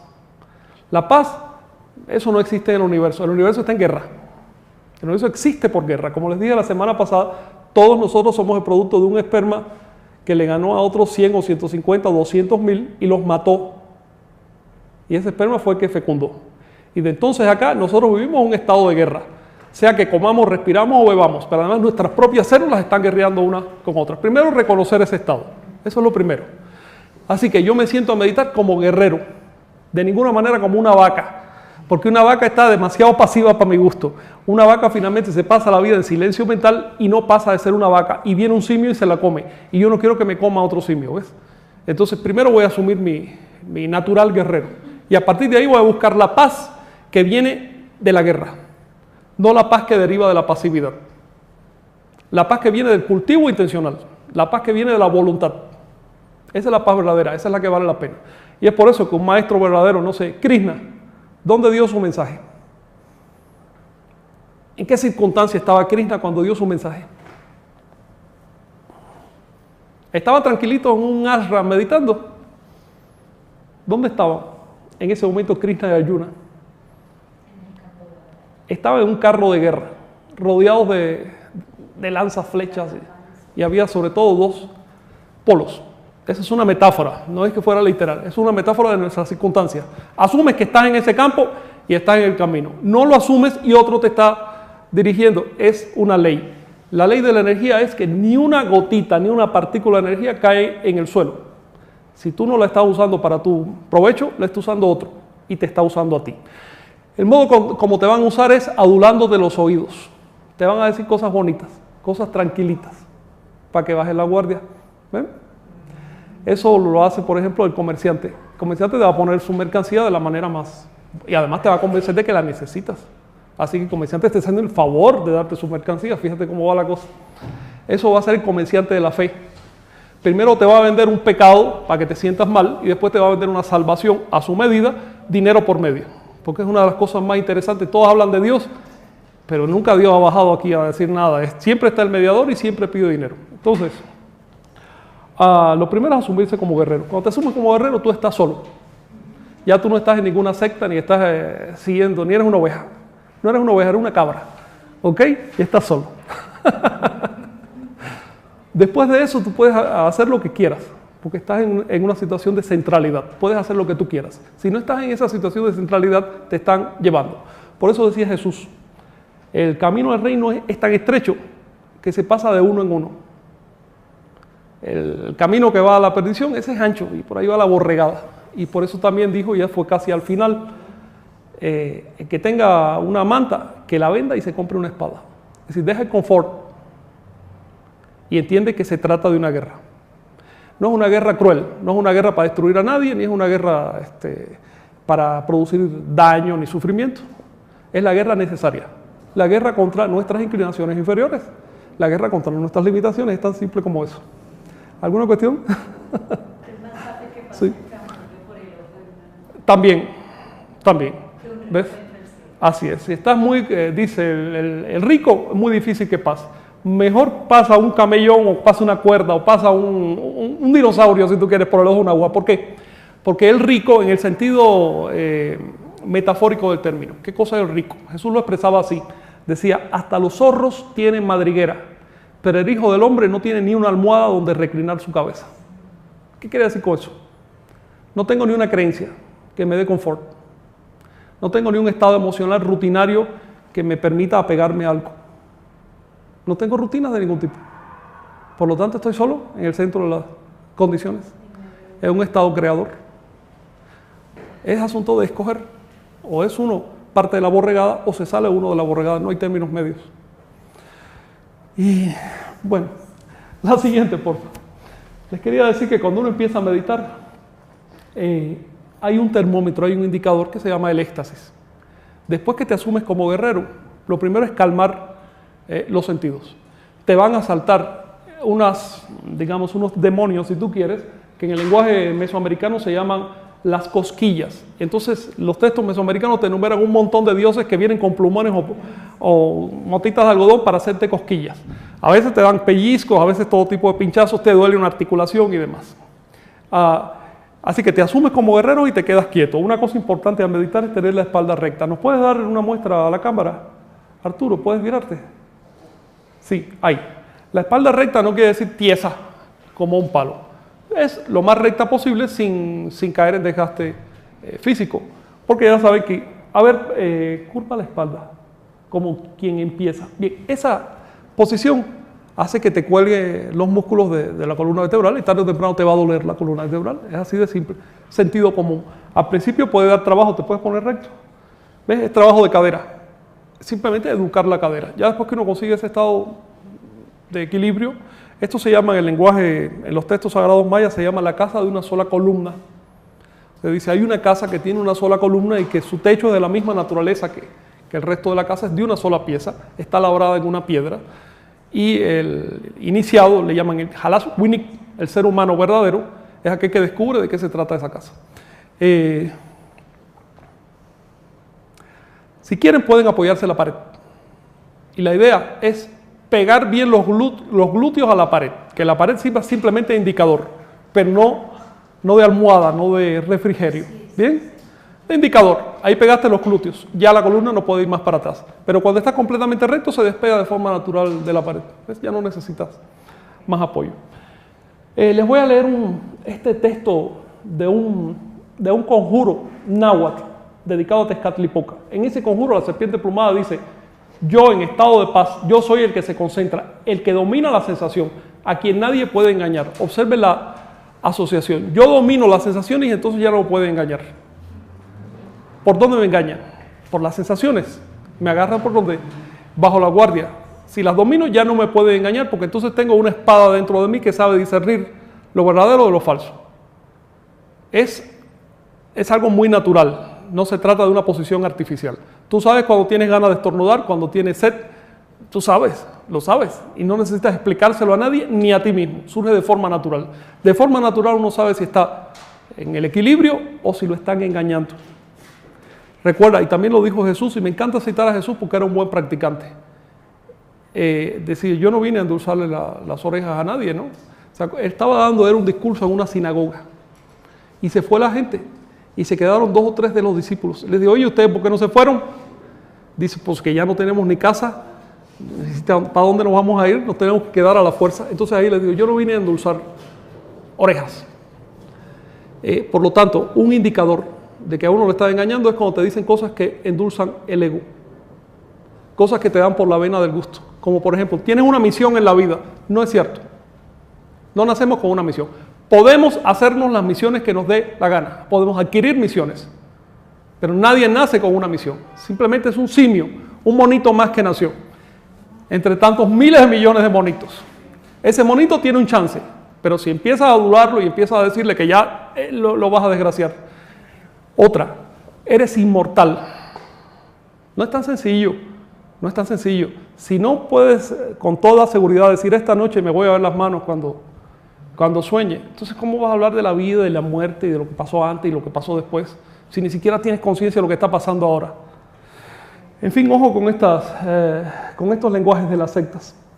Sigue diciendo el texto. Vengo a someter a mi herencia humana. Ya se acercan mis inclinaciones genéticas. Literalmente el texto dice, ya se acercan mis inclinaciones de sangre. Es decir, mi herencia animal. Llenas de sangre y color. La tierra va a embriagarse conmigo porque he adormecido mis manos. Y por eso las manos están hacia arriba, en la postura meditativa, para no tocar nada.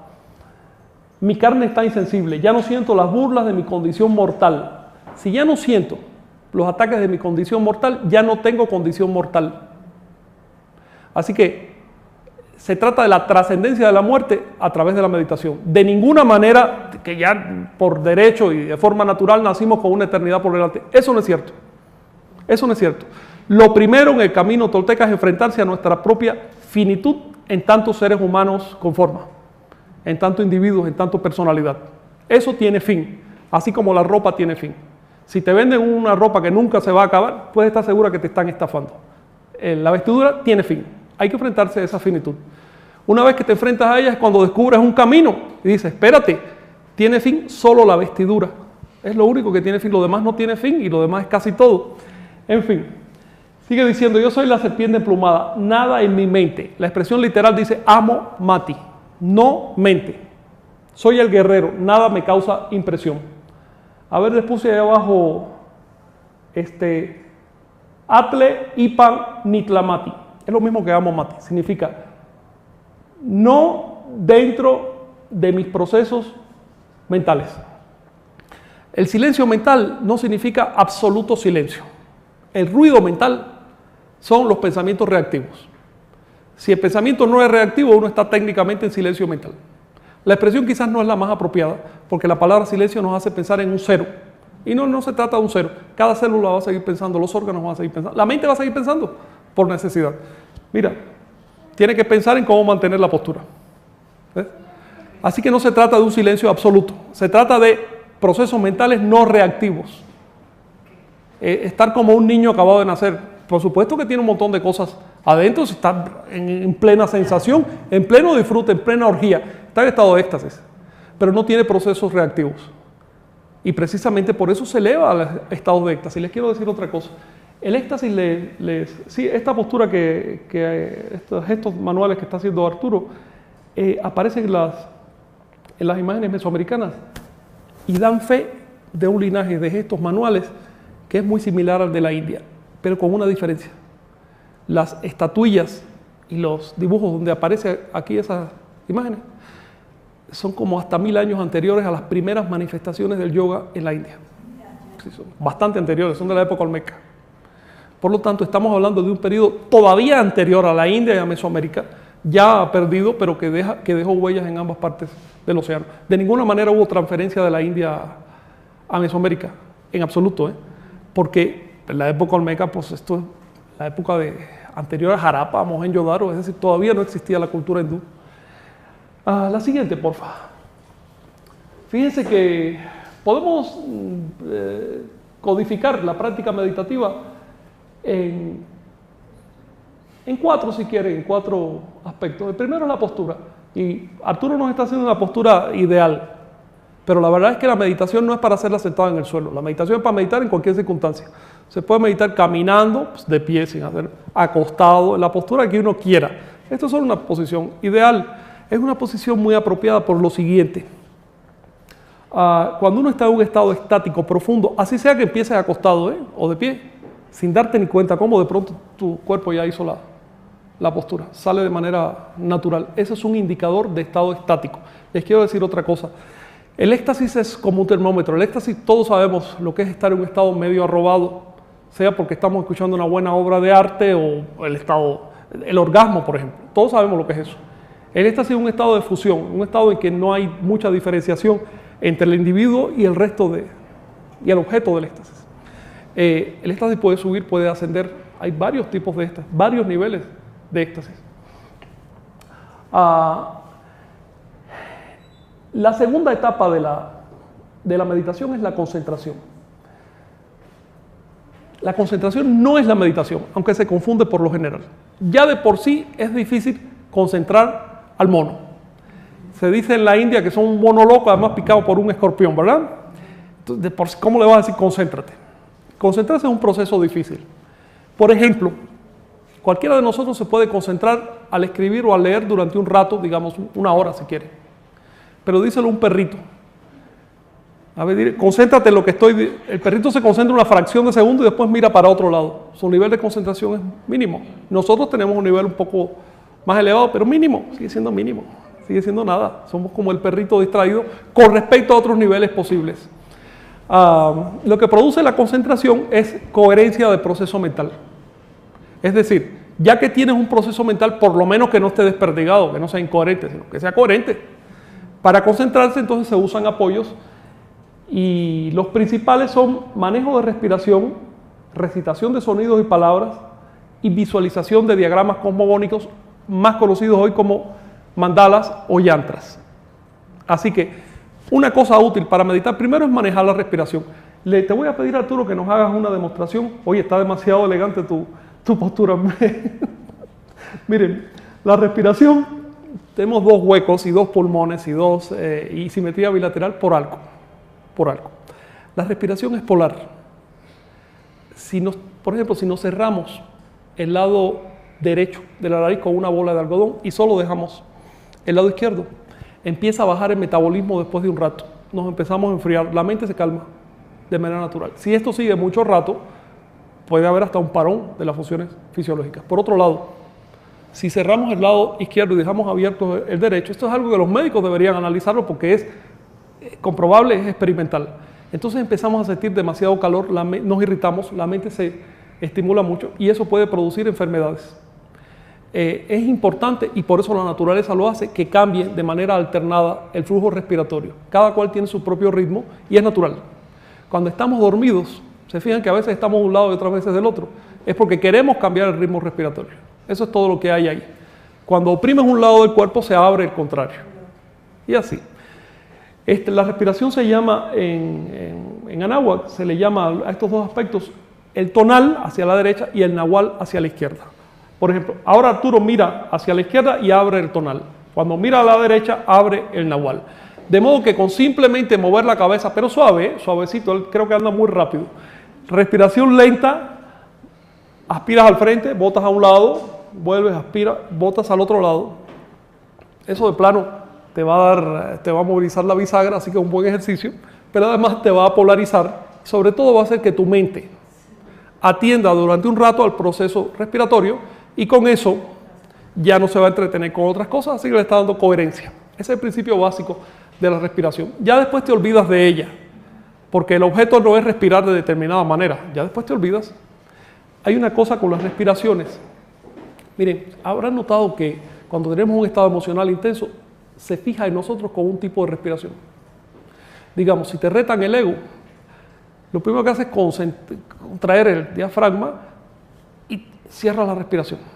¿Okay? Esto es una respuesta natural de un animal que lo están retando y que tiene que defenderse y necesita su integridad. En otras circunstancias, por el contrario, botas la respiración y tratas de fluir. Y así, hay muchos tipos de respiración.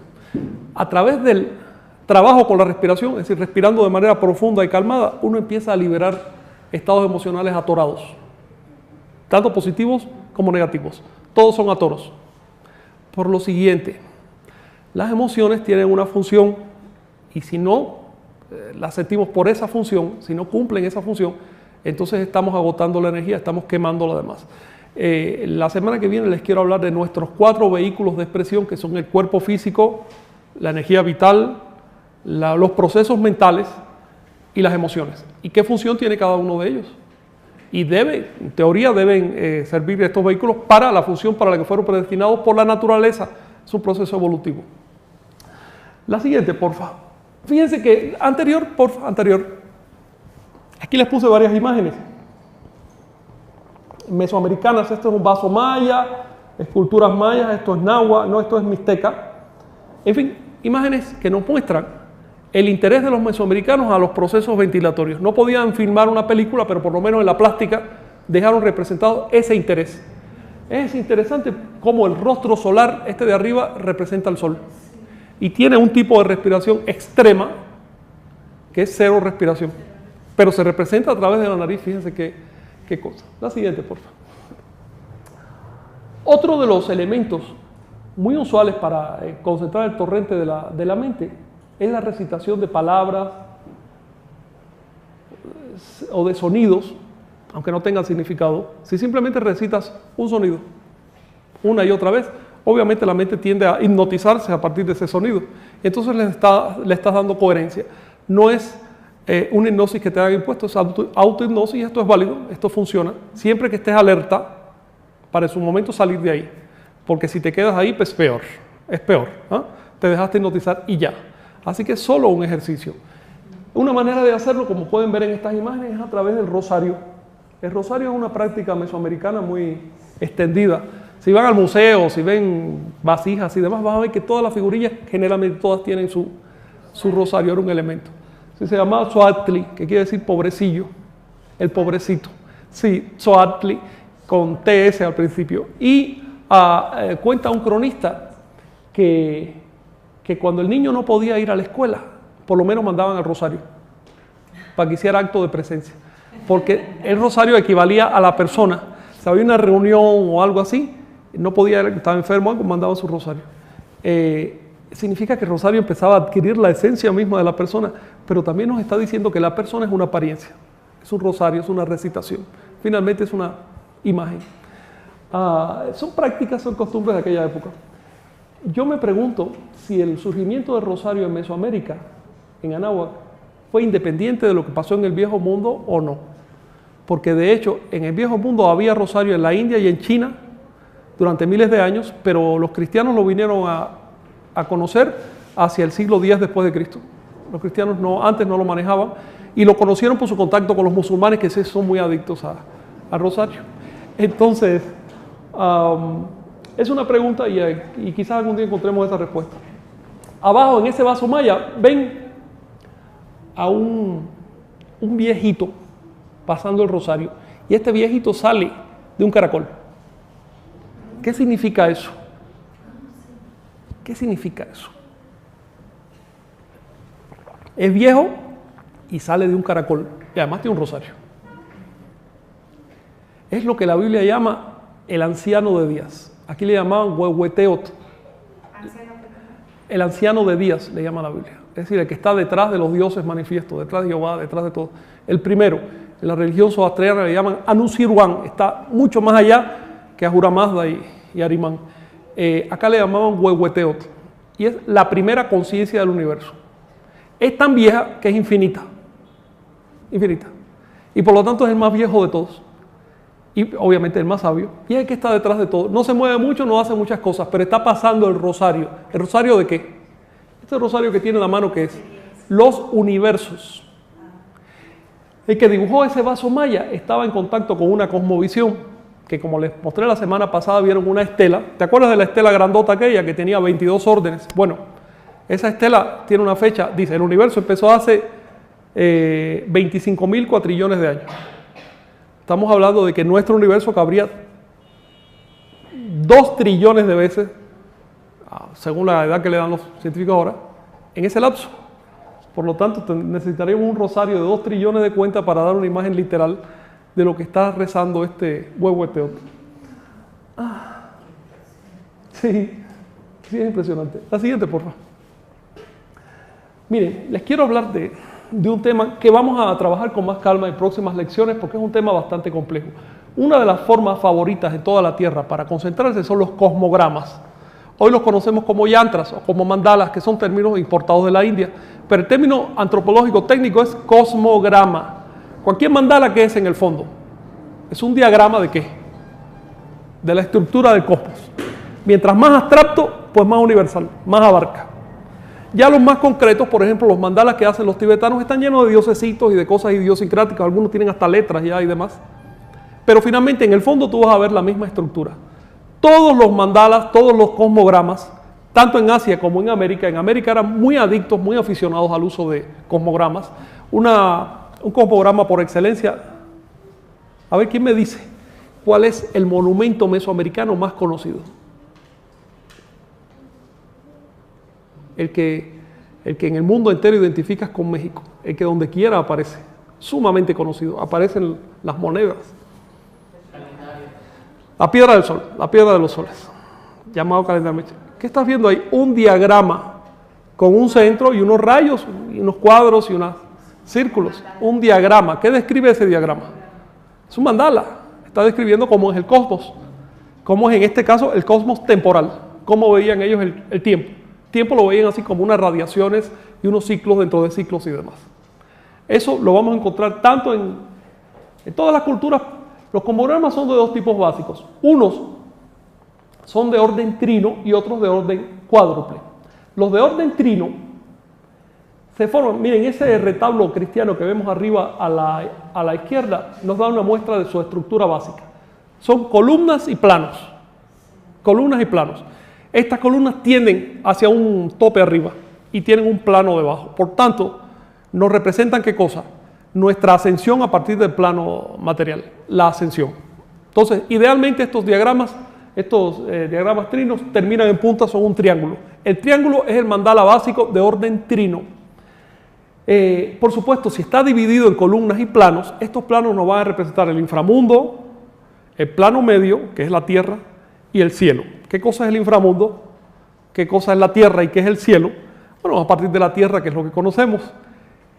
El hecho de que estemos aquí significa que hubo un conjunto de causas y una historia ya pasada que quedó en el plano de las causas. Pero también significa que tenemos una historia futura y un conjunto de expectativas, de esperanzas. Así que los cielos representan las esperanzas, en el lenguaje cristiano se dice así, el cielo es la esperanza, y el inframundo significa las causas, lo trascendido, que no por eso debemos despreciar, pero es lo trascendido. El inframundo mesoamericano se estructuraba en 9 escalones y 5 planos. Por eso todavía hoy en México existe el dicho que es prehispánico de el quinto infierno. Quinto infierno significa lo más profundo de todo. Si tienes 5 planos, obviamente tienes 9 escalones. Y esos 9 escalones son las etapas que seguía la semilla para producir, las etapas que sigue la gestación. Las etapas de todo se dividían en 9 escalones, en 9 elementos. Así que el 9, tanto en América como en el Viejo Mundo, va a representar el plano de las causas. Si se van a leer, por ejemplo, el libro de Dante, la Divina Comedia, 9 inframundos y 13 cielos. Van a ver una cosmovisión. La Divina Comedia no tiene influencia de Mesoamérica, ni al revés. Van a ver una cosmovisión universal. ¿Eso qué tiene que ver cuando Sí. hablamos de trino? ¿Qué tiene que ver la Trinidad? La Trinidad es un elemento del orden trino del cosmos. La Trinidad es lo que pones arriba. ¿Ves? Esa es la deidad. Sí. Vamos a decir la deidad, la divinidad, la pones arriba. El humano lo pones en el medio. El animal lo pones abajo.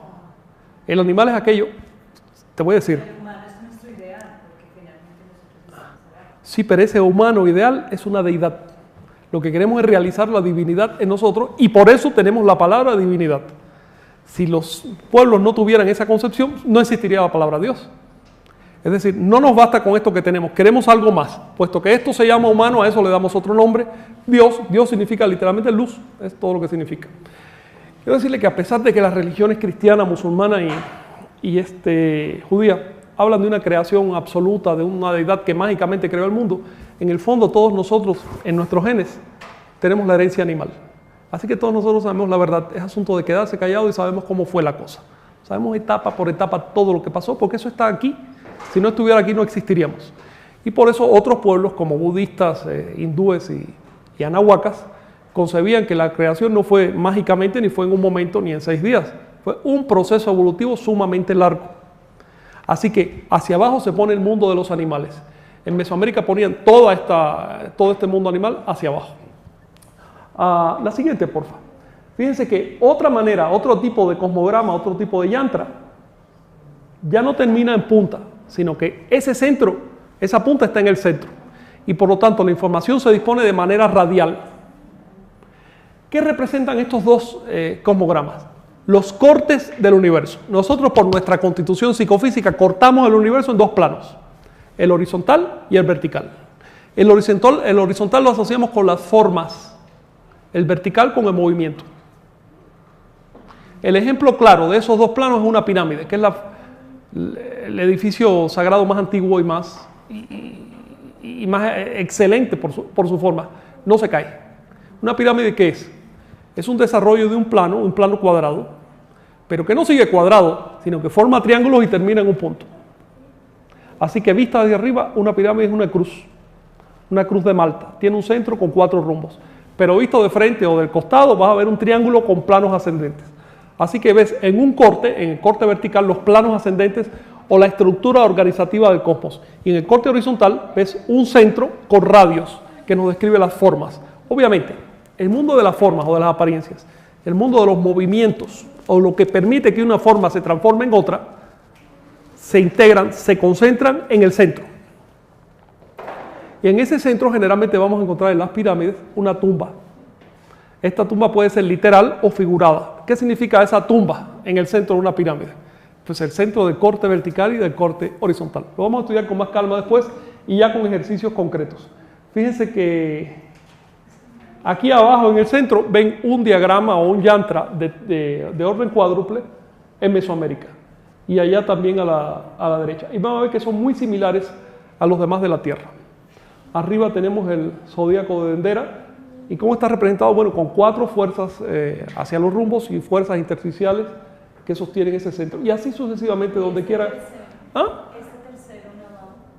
El navajo, sí, los navajos siguen construyendo hasta hoy esos diagramas. Ellos tienen 13 diagramas básicos y cada cual les pone sus aditamentos, pero son 13 básicos, de los cuales a los antropólogos y al público solo les muestran 12.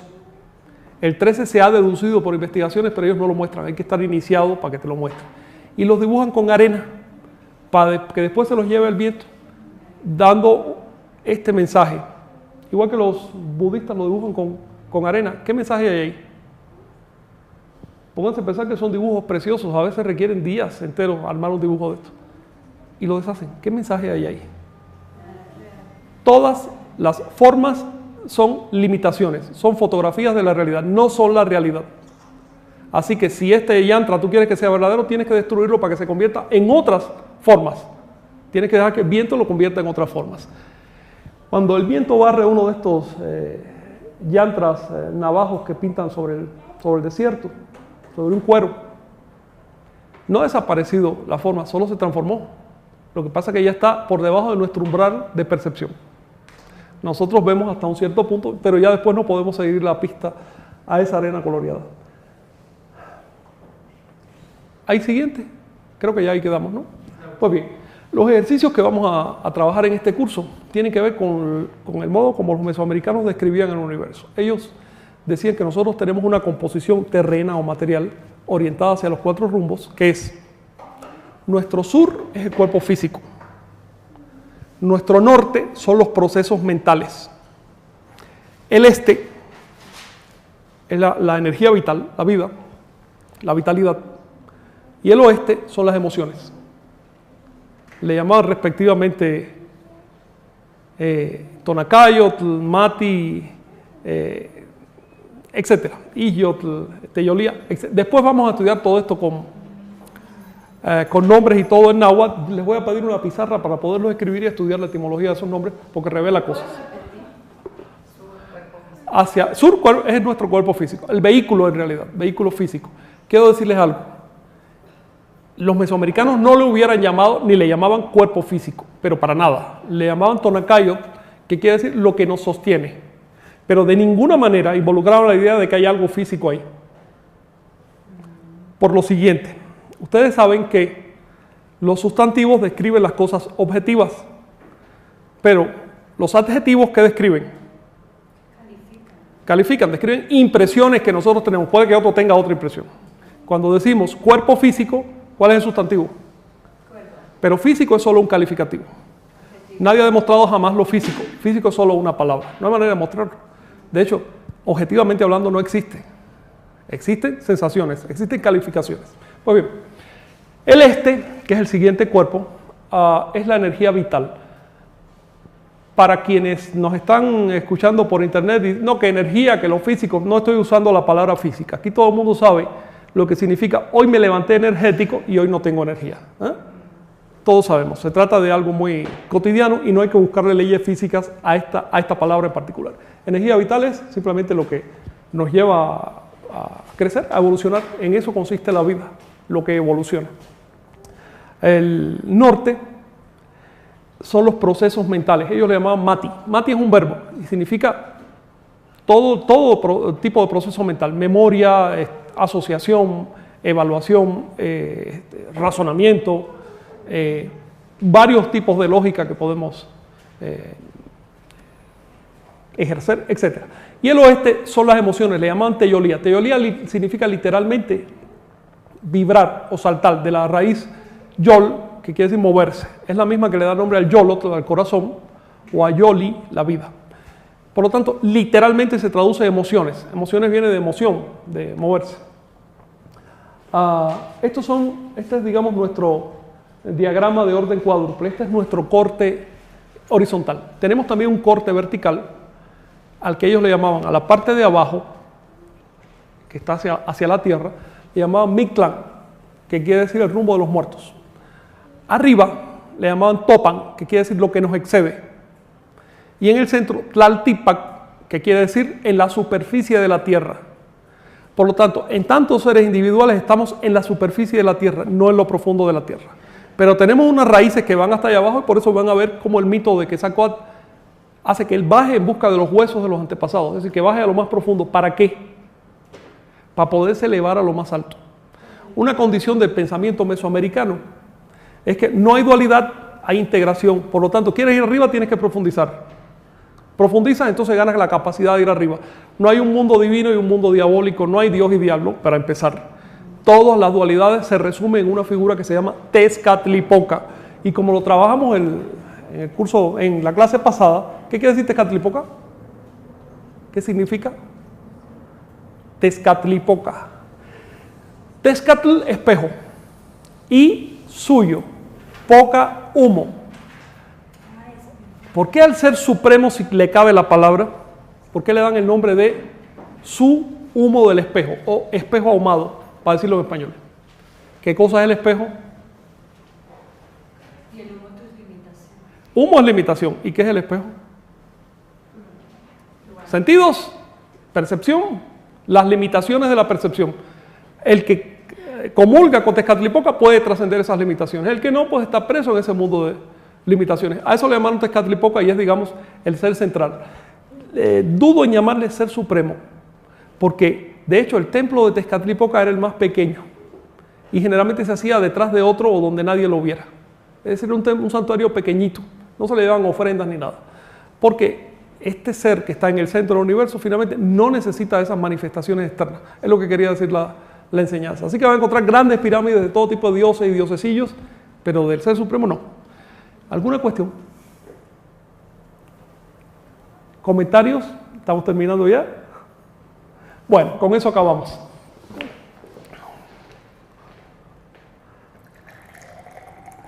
¿Ya dejaste de transmitir? Vientos.